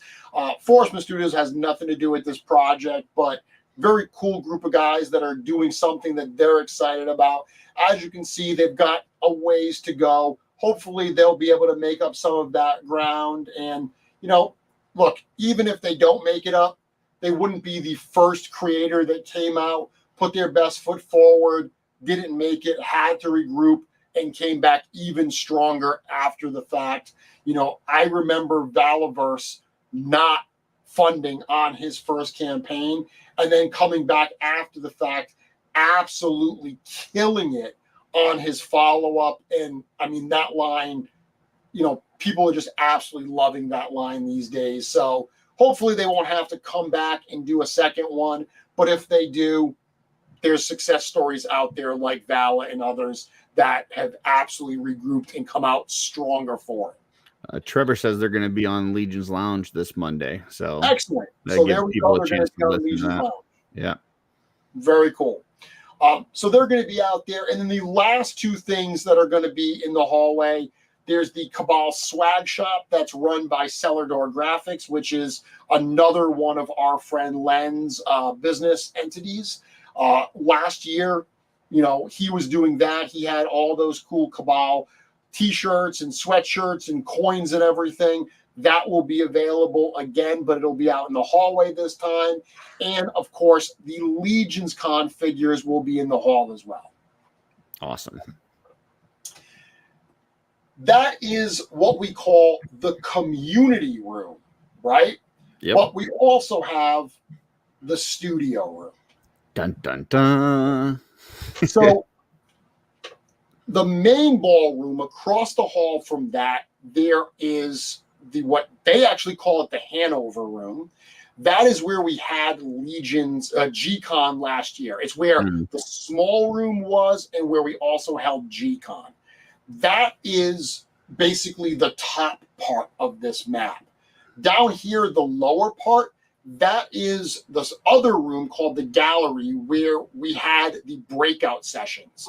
So what's going to happen is the way this is going to work is when you come in to LegionsCon, you are going to have a couple different options. So back to this main ballroom, when you come into LegionsCon, you can either come in the main hallway of the hotel, which means you're going to have to come down a hallway to our section.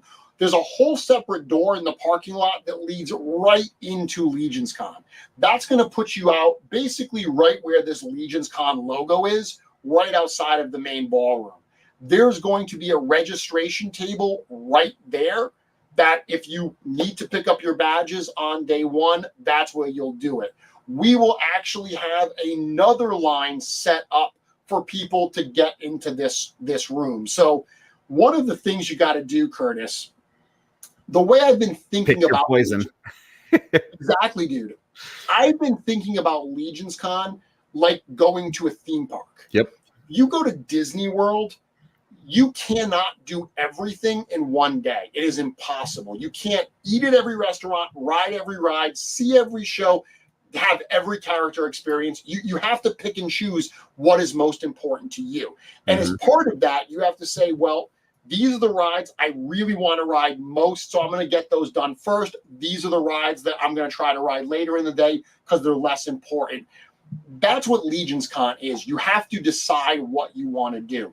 The way I look at it is there's a couple different things that you can do. You can go into this room first.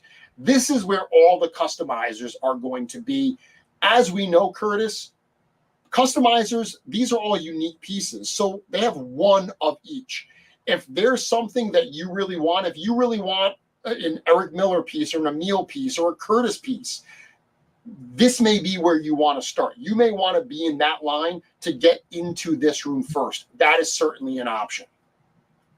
There's also the LegionsCon exclusives. That is a totally separate line. I'm going to tell people that does not need to be your first line, okay? There are quite a few there's quite a few exclusives figures. As long as you don't wait until the end of the day, you should have no problem getting those figures. So that doesn't need to necessarily be your first stop. It should be an early stop for you, but it doesn't necessarily need to be the first one. But that's another line that certainly you're going to want to get into. The good thing about that line is it tends to go pretty quickly because we only sell one exclusive a day.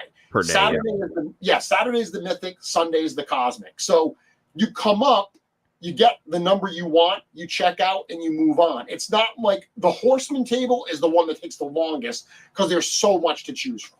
Yeah, people have to look and decide and all that kind of stuff. Well, and another thing, and you can correct me if I'm wrong, but I know last year, that in the past, people have, thought, well, if I line up early for the Horseman table, that means I'm going to get first crack at all the good stuff. And one thing you guys did last year that I thought was cool was you brought out stuff throughout the show. So it wasn't like everything that you brought with you was on the table right from the get-go. So it doesn't necessarily mean that if you line up first, you're going to have the best shot at whatever figure that you're looking for. If you are first in line on day one, all you are guaranteed is you are the first one to have access to that stuff, what is on the table then. But we do bring stuff out throughout the days and everything. There may be a case that we crack at 2:00 in the afternoon that wasn't on the table earlier. So it is very much whenever you get there, you're going to have access to a different inventory of stuff. It may be some of the stuff that was there earlier. It may be very different stuff. So looking at these, there are two different rooms here. So this little side door here, that's the side door. That's right outside of the lobby. So if you basically went out there and traveled down, that's going to bring you into the main lobby of the hotel. That is where the line for the full Horseman table is going to stretch.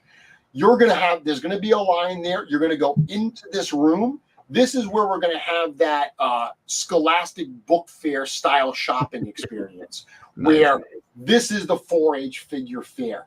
Once you are done in that room, there are going to be people in there helping out, trying to move the line along, because we do need to process people through. You're going to exit. There's going to be a set of double doors that are going to get you into the other room. The other room is where we have the checkout stations. And as you can see, I've got both George and Diego's photos there because they're going to be your main checkouts. Awesome. Similar, once again, to theme parks, just like a theme park ride dumps you in a gift shop, our gift shop is basically going to dump you into the studio room. So in the studio room, we've got Nate Barch, we've got D13 Toys and Chris, we've got C. Jessam, we've got Retro Rags Unlimited with all of their shirts. We've got Lulz Craft. Lulz Craft are the licensor who do the wine toppers. Mm-hmm. So all those wine toppers that caught people by surprise last year, those will be there. S7 for Studio Room 7.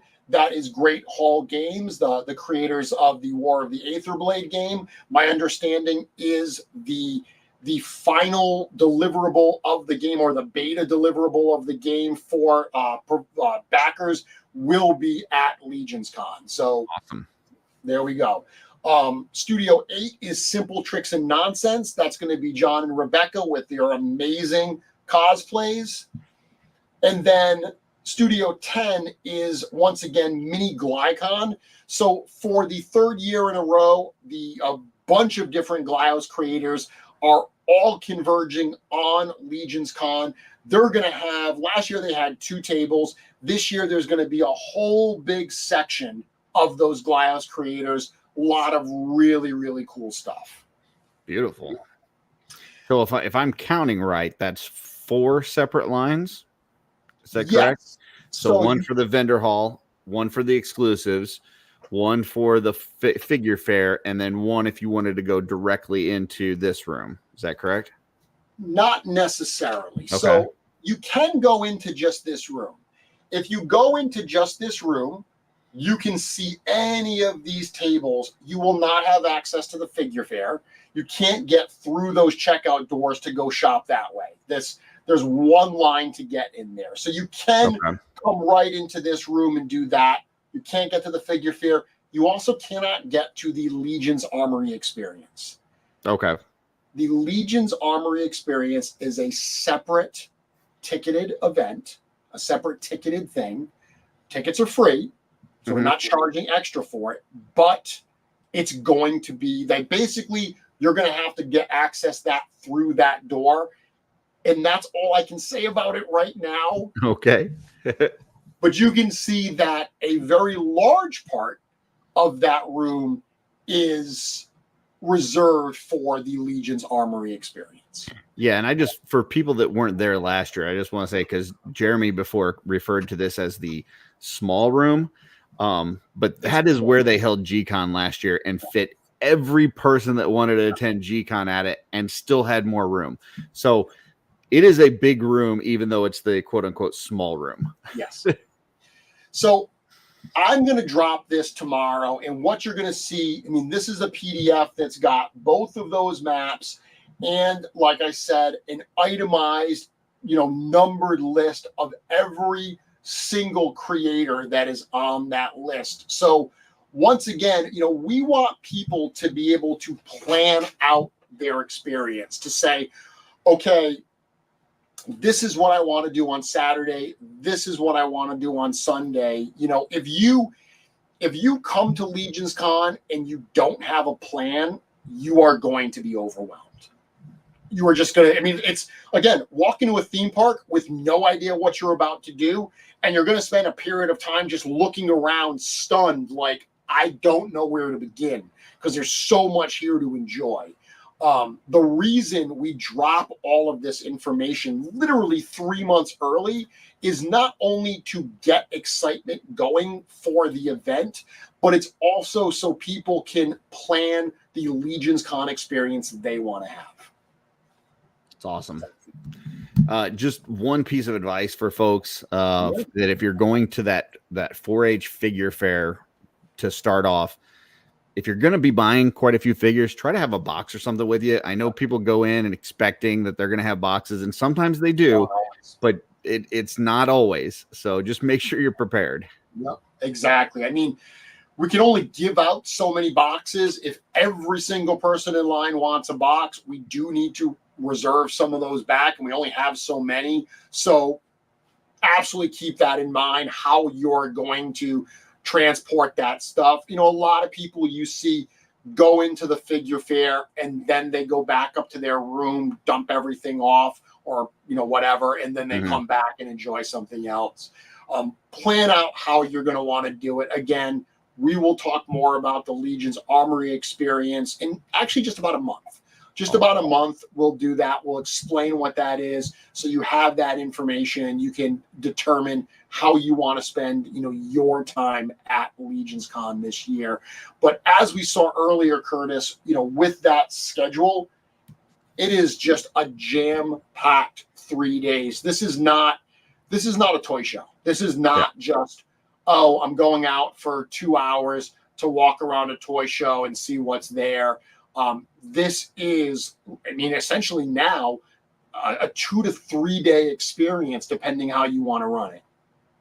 Yeah, and just because it's on this schedule, don't feel like you have to do every single thing on this schedule. You may be exhausted by the time it's done. Pick the things that you want to do. Make sure you try to show up for those. But also have a good time, savor the moment, spend some time with people.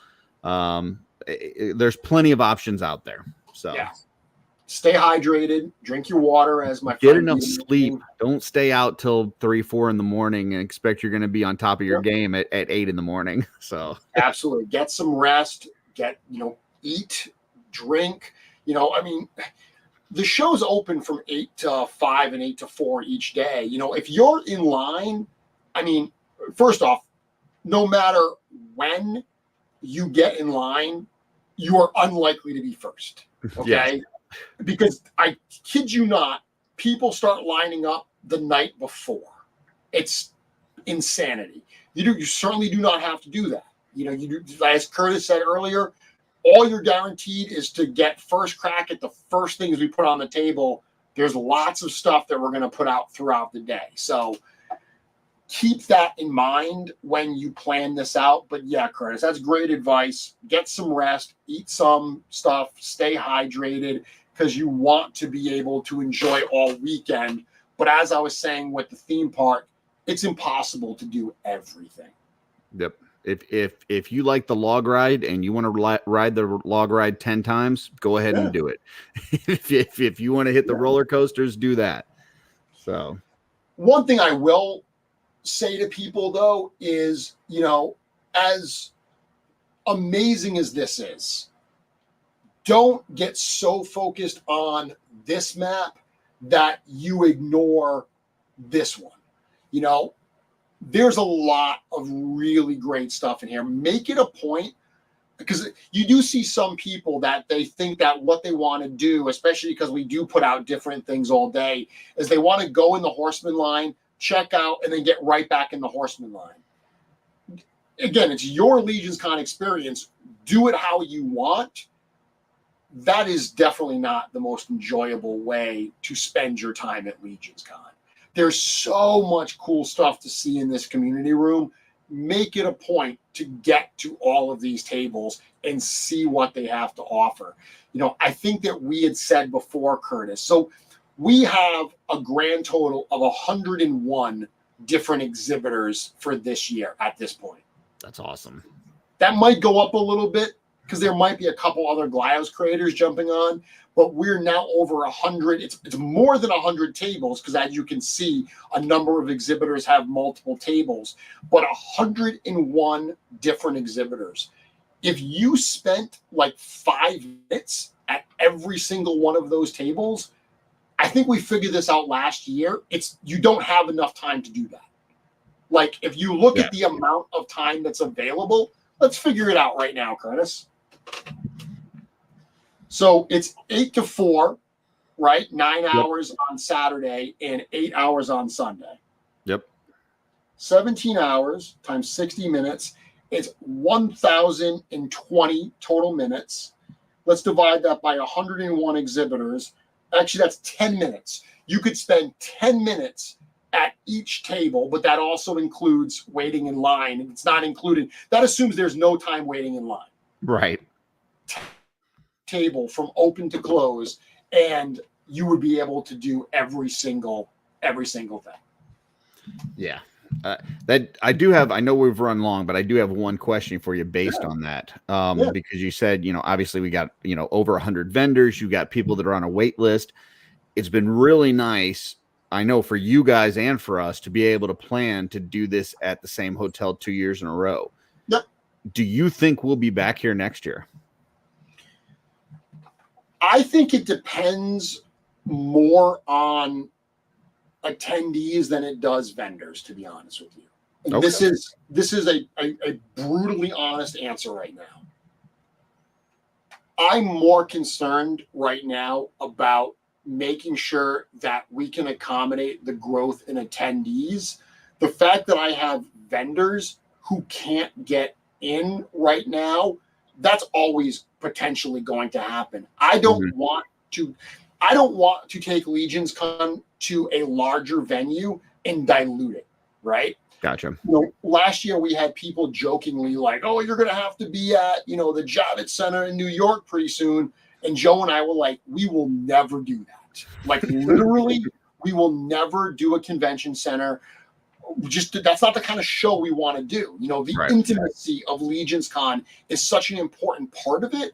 We don't want to give that up." So I don't want to expand and get to the point, because we had like some vendors that we turned away that were selling stuff that was totally not related at all. And we were like, yeah, you know what? That's not really a fit for LegionsCon. Thank you, but sorry, that's not going to work. I don't want to grow and just have a bunch of vendors that I don't feel add to the overall experience. So will we be back at this venue next year? It really, really depends on how everything shakes out with ticket sales. I mean, obviously, we sold out the entire hotel. It's a 350 room hotel. We sold out the entire hotel. So, yeah, it would be great to have like more rooms and everything. But even that, at some point, how big are you going to get, you know? Right. Totally get it. So we'll see. I love this hotel. I love the people. I mean, there's a lot to be said for how much they enjoyed. I've told this story, but when one of the managers that works at the pub there she's really, really nice. And I've gotten to talking to her a few times because I stay at that hotel when I go to New Jersey now. So I've eaten there a number of times, and I've sat down and talked to her. And she jokingly told us that like last year on Wednesday night, people were coming in and there was alcohol, and they were like, oof, I wonder how this is going to go. And on Thursday, they said that they were nervous. Mm-hmm. They saw all of the stuff and all the alcohol and all the people, and they were like, this is going to be so bad. On Friday, they said they were terrified of all. And then by Saturday, it had gotten bigger and bigger and more alcohol and more people, but there were no problems. And that's the point where they said, this is a very different group of people. Because they jokingly had said that like they've had weddings with a fraction of the attendees that were way rowdier and way worse than we were. You know, the fact that our attendees were cleaning up the lobby, because there was actually a wedding there last year. They were cleaning up the lobby from the wedding guests and the mess they left. All of the people that work there, they were so blown away by how accommodating and how just cool the people were, that when they found out we were coming back, they were genuinely thrilled. When I go there and I have my Mythic Legions like sweatshirt on, their eyes light up and they're like, oh, Mythic Legions, we're so excited to have you back. That's awesome. Yeah, I mean, I you know, obviously, like you said, if it gets to be the point where, you know, the lines are so full that you can't get people in and out, you know, that would change things. But all things being equal, I would love to be able to go to that hotel every single year, because it's just nice to know you already kind of know the floor plan, you know, kind of where things are going to be set up. It's really nice to be able to go back to the same venue. You know where the pub's at, you know where the fire pit's at, all that kind of good stuff. Yeah. I mean, even like the changes we made this year, you know, we move stuff around, but knowing how those rooms are laid out and where they are. Yeah. Like line management, Curtis, is a huge part of what we consider, where we're like, okay, if we have one line going this way, we can't, like last year, where the LegionsCon figures were essentially right outside of the hallway over here. Like what would have been right outside of this room is where the LegionsCon table for figures were. We cannot put it there this year because that line would scroll down this hallway like it did last year, and that's where the Four Horsemen line is going to be. So that hallway on the other side, basically this room here, there's a hallway that's down this, it's outside of the room, but it goes down this hallway, right? It goes down the hallway on the outside of the edge. That hallway is where we snaked the Four Horsemen line last year. That's where a bunch of these exhibitors are going to be this year. And that's where the LegionsCon figures are going to be, because we can separate those two lines. That's a big part of what we're always thinking about. That's awesome. Yeah, I'm super stoked. I can't wait. I can't wait to. And dude, thank you so much for geeking out with me about this stuff today. I mean, we ran very, very late, so much over. I know you must be exhausted after running through your gauntlet, everything. but we needed the extra time to cover a show of this size. And I mean, I've been jokingly saying that the road to LegionsCon really starts here. It felt like it started, the minute last year ended. It's, we announced at last year's show that this year's was going to be in the same venue. We opened up hotel rooms earlier this year. We opened up tickets earlier this year. But all of that, it really feels like now is when the gas is on. Now is when road really has begun. Yeah, when you told us last year there was going to be a whole new experience at LegionsCon, to me, like that moment is when the road to LegionsCon this year started. So, a whole new, how did I say it? I think you said a whole new buying experience. I used the word experience, didn't I? Yes, you did. That might have been intentional.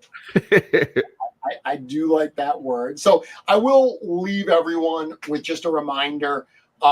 If you haven't gotten your LegionsCon tickets yet, do it. Literally go and do it. They are running out fast. We are going to sell out. At this point, I'm now seeing the numbers and how they're climbing. And I'm like, we're going to sell out before the event. How quickly we're going to sell out, I don't know. I know that last year we didn't sell out. 2 years ago we did. And I know that when we got to 100 tickets left and I announced there was only 100 tickets left, we sold out in a few hours. And I opened up like 60 more tickets and those sold out in like 20 minutes. So once we get to that point, it's kind of like on BBTS where the amount of legions go just under 24 or 23. Yeah. And then the minute it's under 24, it's like, bang, everyone who's been waiting suddenly says like, boom, now we've got to go get it. That is going to happen with these tickets as well. So don't be part of that last minute scramble. My personal plea to you, if you haven't gotten those tickets yet, get over to legionscon.com and get those ordered. For sure.